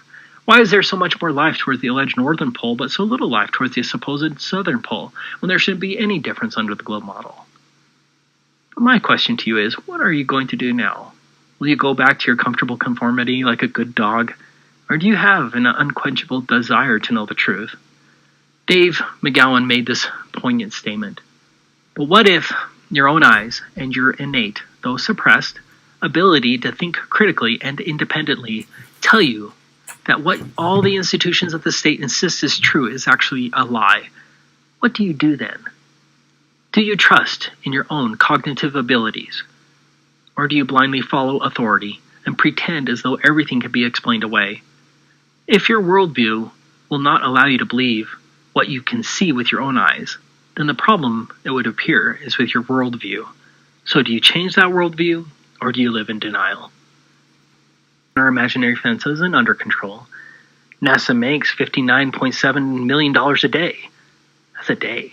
To deceive us, and so there's certainly a financial motive. But I think the primary reason behind the lie is more spiritual, and found in this quote from the publication called Lucifer, the Light Bearer. And just one quick addition. Someone in the chat said something funny. So, Big Bear, does that mean that global warming's a lie? Yes. once they sell you the big lie, they just torture you with the little ones. Math isn't racial. Your 5-year-old boy can't be a girl, and there's no global warming. There's no globe. And judging by the chat, this has actually gone quite better than I thought it would. Because now you won't be able to go back to these guys. I've come across some information that I have to release publicly later today. This isn't my strong suit. I'm not a newsbreaker. I'm a comedian, damn it. But this fell into my lap. I'll keep you posted. No, he's not going to admit he's gay. He's not going to give you any information that matters. He's going to probably be like, Julian Omar married her brother, Ocasio-Cortez. It's so, like, once you see what the world could be and how the form and the beauty and the wonder and the love and God and all that, you can't go back. You can't listen to Joe Rogan morally subjugate everything, like make everything morally subjective, where it's like, yeah, that makes total sense, and so does the other thing, and I just want to freeze my dick and then get real warm and then just, ponder it's awful. But want to know what's better? Reality and truth. And this is the spiritual reality of the lie. He's about to describe it right now, and then we'll, figure it out. Written in 1887. We date from the 1st of January, 1601. This era is called the Era of Man, to distinguish it from the theological epoch that preceded it. In that epoch, the earth was supposed to be flat. The sun was its attendant light, revolving about it. Above was heaven, where God ruled supreme over all potentates and power. Below was the kingdom of the dead, hell. So taught the Bible. Then came the new astronomy. It demonstrated that the earth is a globe, revolving about the sun, that there is no up and down in space. Vanished the old heaven, vanished the old hell, the earth became the home of man, and when the modern cosmology came, the Bible and the church, as infallible oracles, had to go, for they had taught that regarding the universe which was shown to be untrue in every particular. The heliocentric model was created to usher in the era of man, and remove God and the Bible from all cosmogony. It brought us such nonsense as the Big Bang and evolution. It removed biblical ideas of heaven above and hell below, and the salvation of mankind. Instead, you became an insignificant parasite that descended from primordial ooze. The globe lie worked, at least up until now. My brothers and sisters, this is an exciting time as we have a chance to break these chains that enslave us. However, we must set aside our petty differences and join together with all humility before God to bring His truth to humanity. The evil cabal keeps trying to divide us. Please don't let them do that. Please go out and share the truth with everyone, as it is left up to us. Thank you for this opportunity to speak here today. Okay, so that's from Globebusters. The name of the video is Our Flat Earth Journey by Taboo Conspiracy. He's going to be at the Flat Earth Conference in Dallas. That's what Weiss is just telling me. I'm going to read some letters. I told you today was going to have some serious gravy, and I'm going to do body shots. And that guy did such a good job describing and showing all the meticulous nature of it, because the devil is in the details. I was just pretty sick of people saying, but Big Bear, my uncle worked on a satellite, and you sure. It's like, no more of that. And I know it won't stop, and I know you're going to keep coming, but I wanted to show you why you have no right to tell people like us that we're stupid. Because you're the ones believing in something psychotic. And I won't be one of these people that is scared. If you say flat earth, everyone just thinks you're crazy. I don't care. Have some balls. Say what you are. They have pride in the streets for sodomy. But you can't say that you got a camera that showed you some interesting thing about the curve of the earth. Come on! Have some balls! We can learn from the Jews. It's called chutzpah. Also, unauthorized.tv, hand-drawn bear made this, which is awesome. Logos Rising, unauthorized.tv. Myself and E. Michael Jones, in person, in Indiana, have a conversation, and this is for supporters only, because you guys support it, and we want to give you something really good as appreciation. So unauthorized.tv, it's ungrabbable. And it's a great conversation with me and Jonesy. And he's a wonderful man, so check him out. And also email me at whydidn'ttheylaugh@gmail.com. If you were ever a Patreon supporter of mine, let's have some fun. I got kicked off Patreon. And as you can see, I'm not one to just have things happen to me. So email me and let's just see what happens. You know, those are all the details you need. And if you want to support the channel, P.O. Box 727, Gig Harbor, Washington 98335. I've been kicked off PayPal. I've been demonetized on YouTube. I've been kicked off Facebook, kicked off Twitter. Listen, we have the federal government's post office service. If you want to support what you like, or it goes away, and that's just the reality of life. So if you like this type of information, if you like riding the gravy train, then support. Send me a super chat in the mail. If not, totally fine. I am doing quite well, so it's all good. Don't feel guilt. Gammas wear gravy diapers, bears drink the gravy. Yeah, exactly. And listen, think what you want. You can believe what you want. I can believe what I want. Don't call me stupid. Don't call me crazy. And don't say me looking at this information and thinking a certain way is discrediting my credibility in this world. Because you sound ridiculous. And you have to be a better father, a better mother, a better brother, a better neighbor. Rise. I'm serious, because this shit's getting real. They're saying math is racist. There's a reason I did this today. Justin Trudeau got elected again in Canada. Math is now racist. It's been appropriated by Western culture. 2 plus 2 is not appropriated by Western culture. Where does the madness come from? Where does the madness come from? I'll show you. It comes from that. A bent world.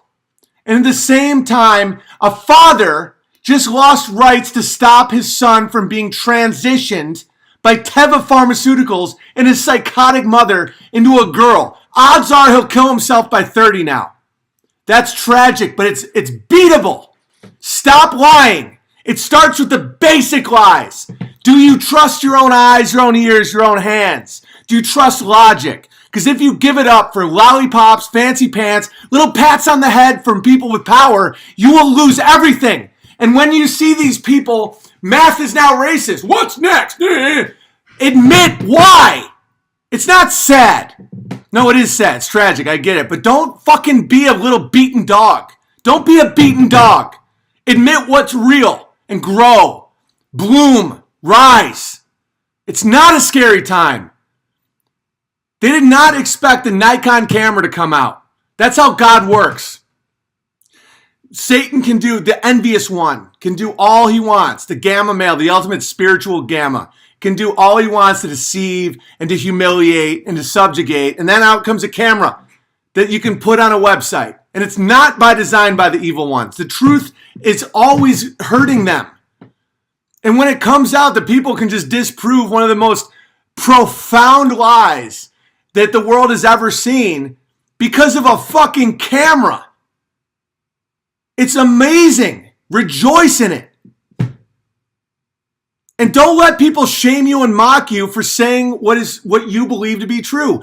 They're wearing assless chaps in the street, bragging about sucking a dude's dick with big rainbow flags, taking the symbol of God's covenant with us, that he's not going to flood us again, and making it about butt pumping. And yet you feel shame because you think the earth is flat, because everything that you see says it is. Rise. Because if you don't, that's when, this is not violence. This is peace.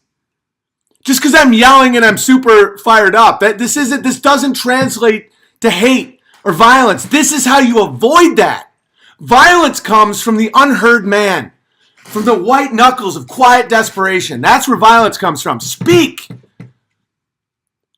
Owen, you've got your iron shirt on today? Thank you, Tiny Bear. Let's read some letters. Gotta be verified as Neil deGrasse Tyson Bear? Yes, welcome. That's hysterical.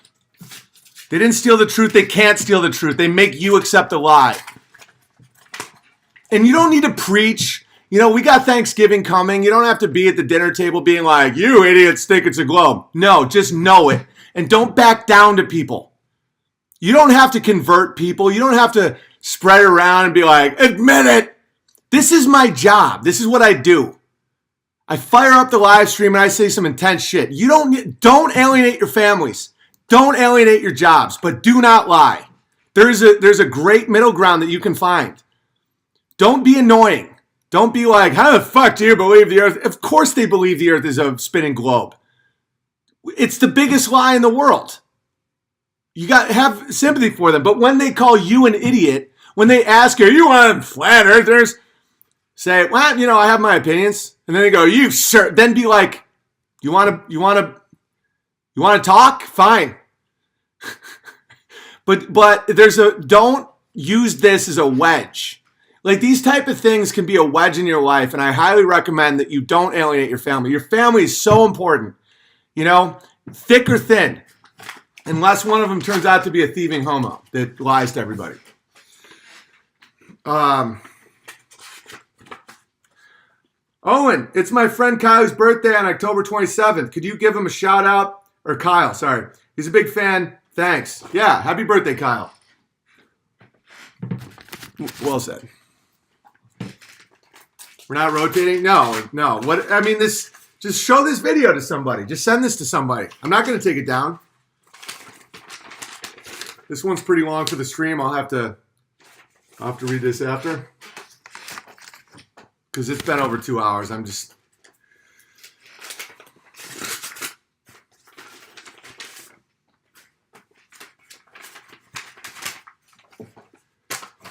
Big Bear, first off, thank you for keeping myself, my girlfriend, the rest of the unbearable sane in our current insane clown world. Honk honk. You're doing the Lord's work. Please never stop, and fuck Joe Rogan. I'm writing this letter seeking some Big Bear insight. For some time now, the girlfriend and I have been debating on who we each would like to see become the next president after Trump's 8 years are up. Utilizing my own list of qualities that I believe to be presidential, I combed the bowels of the internet searching for individuals. The girlfriend is pipe dreaming for Candace Owens. Ugh. Like yourself, I believe she is doing the Lord's work. I don't believe Candace Owens is doing the Lord's work. She's a grifter. But personally, I just do not to see Candace becoming anything more than Republican Party's token black girl. It's exactly what she is. She was a leftist 2 years ago. She figured out how to get Dennis Prager, the penis dragger, to give her all the money because they're obsessed with blacks. In the end, with all seriousness, I decided to embrace another bear's wishful thinking and that independent populace might emerge that we currently do not know about. Yeah, it doesn't matter. Let it go. Someone that is down to MAGA might be a closet bear and is completely gay for our Lord and Savior Jesus Christ. Thoughts on everything written with love again. Fuck Joe Rogan, Rage Bear. Yeah, it's more like you guys should become like sheriffs. Sheriff is where a lot of power in sheriffs. That's all LARP.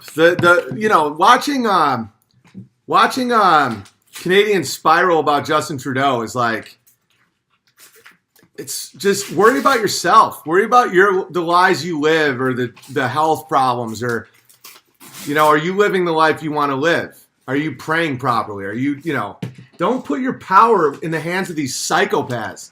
Dude, fuck Justin Trudeau. We all know he's a psycho. Move on. Dude, this is the reality of life, like wind.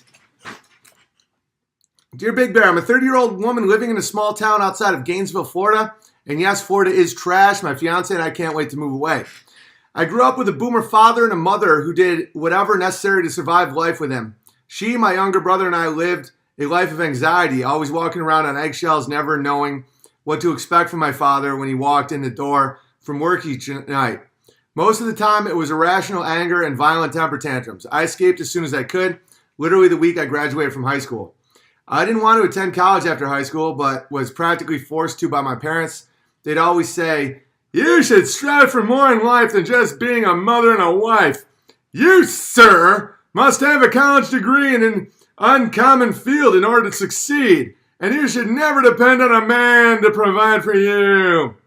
After I was shamed enough, I took the bait and I signed my life away in the form of student loans. But sitting in class day after day, also working 40 hours a week, left me exhausted and depressed. Right. That's the point of it. I was on and off an antidepressant. Let me guess, Teva Pharmaceuticals. When I fell for the lies of a young man who said all the right words, I quickly got pregnant and then did the right thing by getting married, knowing all along I wasn't supposed to be with him. It was heartbreaking. No, you did do the right thing by not... there's a much worse thing you could have done in that situation. Looking out the second story window just before our wedding began, seeing him waiting for me and feeling nothing but dread. I will spare you all the details, but just know that it was horrible, emotionally abusive marriage with plenty of drug use sprinkled in. My husband, the man I ran to hoping he'd save me from my father, turned out to be so much like him. I finally had the strength and courage to walk away 4 years ago on Thanksgiving. I had our 4-year-old son and 6-month-old daughter with me. Yeah, you did the right thing by not aborting your babies. So it can be a lot worse. Around the same time, my dad was caught cheating on my mom while disabled, over-medicated, and unable to work. He sat me down from the kitchen table and told me, in perfect boomer fashion, that my mom worked too much and wasn't giving him enough attention. So it's truly her fault he strayed. They're terrible. Ugh. It's like, you need a job. Why are you just a mother and a wife? Oh, you're at work too much, so I fucked our neighbors. God, I hate these people. No, I'm not going to use the word hate. I got to watch myself. But they're so disgusting. All right. He then proceeded to tell me that although she's a heartless bitch for divorcing him, he feels a clean break from his miserable life is a good thing. So he explained how his plan to divorce me and my brother in the process so he can start fresh. He expected me to apologize for his behavior and grovel at his feet until he said I was worthy of his love, just as I'd done my whole life. Boy, did I surprise him when I essentially gave him the middle finger and said, I accept your divorce. I've never been more proud of myself. That day was the turning point for me. It was the first ray of sunshine I could remember in years. I found God again, and he shined a light on some of the darkest days. When I felt I'd never survive the hell I was walking through, I turned the praise and worship music up louder. I found my inner strength, and I'm stronger than I ever imagined possible. Yes. I was rocking the single mom life. I finished my degree, was moving up quickly at work, and had 2 amazing children to love on every night. Yet I always felt like something was missing, even though I had the degree and the career that my parents said would make for a happy life. It wasn't satisfying. I wanted a partner in life, and I wanted to be someone's helper. I wanted logos, though I'd never heard of that concept at the time. Although both my parents and my own marriage went down in flames, I never lost hope that marriage could work with the right person by my side. Walked my fiance, Kyle. When we first started dating, he introduced me to your YouTube channel. He seemed reluctant at first, unsure of how I would respond to your not-so-mainstream opinions, but I was hooked from the first stream I watched. We would then watch your nightly streams in early 2019 together, him in his apartment and me at my house. We text each other back and forth the whole time, our thoughts on your chosen topics. Your streams were conversation starters for us and helped us talk about the deeper subjects early on in our relationship. Yeah, it's like, what do you think about Einstein marrying his cousin? That's hysterical. I truly never could have imagined that men like Kyle existed. This man would paint my toenails with such attention and detail that he's the sharpest shooter I've ever seen in person.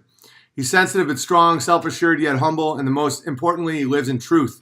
He's unlike any other man that I've ever met. I think what drew me to him was his raw masculinity, his ball strength, as you say. We're listening to one of your streams together that talked about dumping porn. I threw away my 50 Shades of Grey that night, right in front of him. More than throwing away the trash, I showed him I respect him and I will follow his lead. Now we're learning to homestead together as we plan our wedding for December.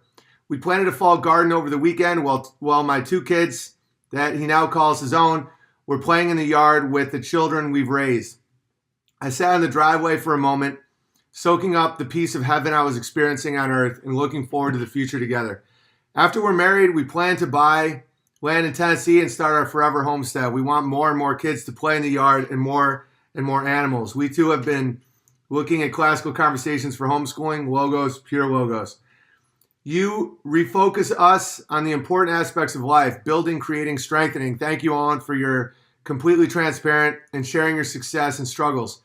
Your life inspires others and encourages us, knowing we can do the same. I have chickens and a trampoline. Look at my dark soil. I'm a happy wife. Can I please be verified as Sugar Bear? Welcome, Sugar Bear. That's what my fiance has called me from the beginning. He also would like to be verified as Boost Bear. Welcome, Boost Bear. That was a touchingly beautiful letter, and it makes me very, very happy to know that I can help in any way. Owen is responsible for more matches than eHarmony. That's hilarious.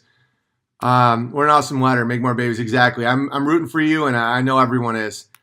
All right, so I'm landing the plane. Join unauthorized.tv. It's hand-drawn bear. Just made this. We have a new conversation with me and E. Michael Jones. Check that out. P.O. Box 727, Gig Harbor, Washington, 98335. Unbearablesmerchandise.com. Ryan just put up a new shirt if you want to check that out. But definitely hit the Rogan's Up button, which is a thumb, because that piece of shit, little shill Joe Rogan, does look like a human thumb, and he's a sodomite and he's a liar. How's that for flipping the table on shame? You want me to run my tweets past you, Joe Rogan? You look like a fucking thumb, and you're a liar and you're a sodomite. So how about as I got kicked off Twitter, such a pussy. And again, thanks for, there's like 4,000 people here the whole time, and ladles of gravy was being dipped on biscuits. And it's like, it's fine if you don't agree with me, but just stop with the shame and the mockery. It's like, this is what I see, and this is a big lie. And that's it. I'm going to go back to normal streams tomorrow, and thanks for listening.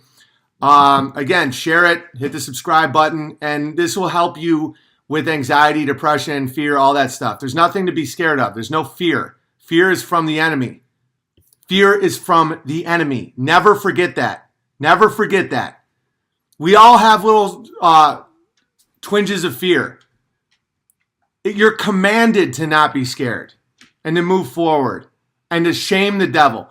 Don't let the devil shame you. You shame them. You shame the devil. Have children. Grow food. Speak truth. Fuck the devil. He's a little fucking gamma male bitch. Little envious bitch. He is. It's a fact. All right, much love. Be fruitful and multiply. Don't be fruity and blow a guy. Much love.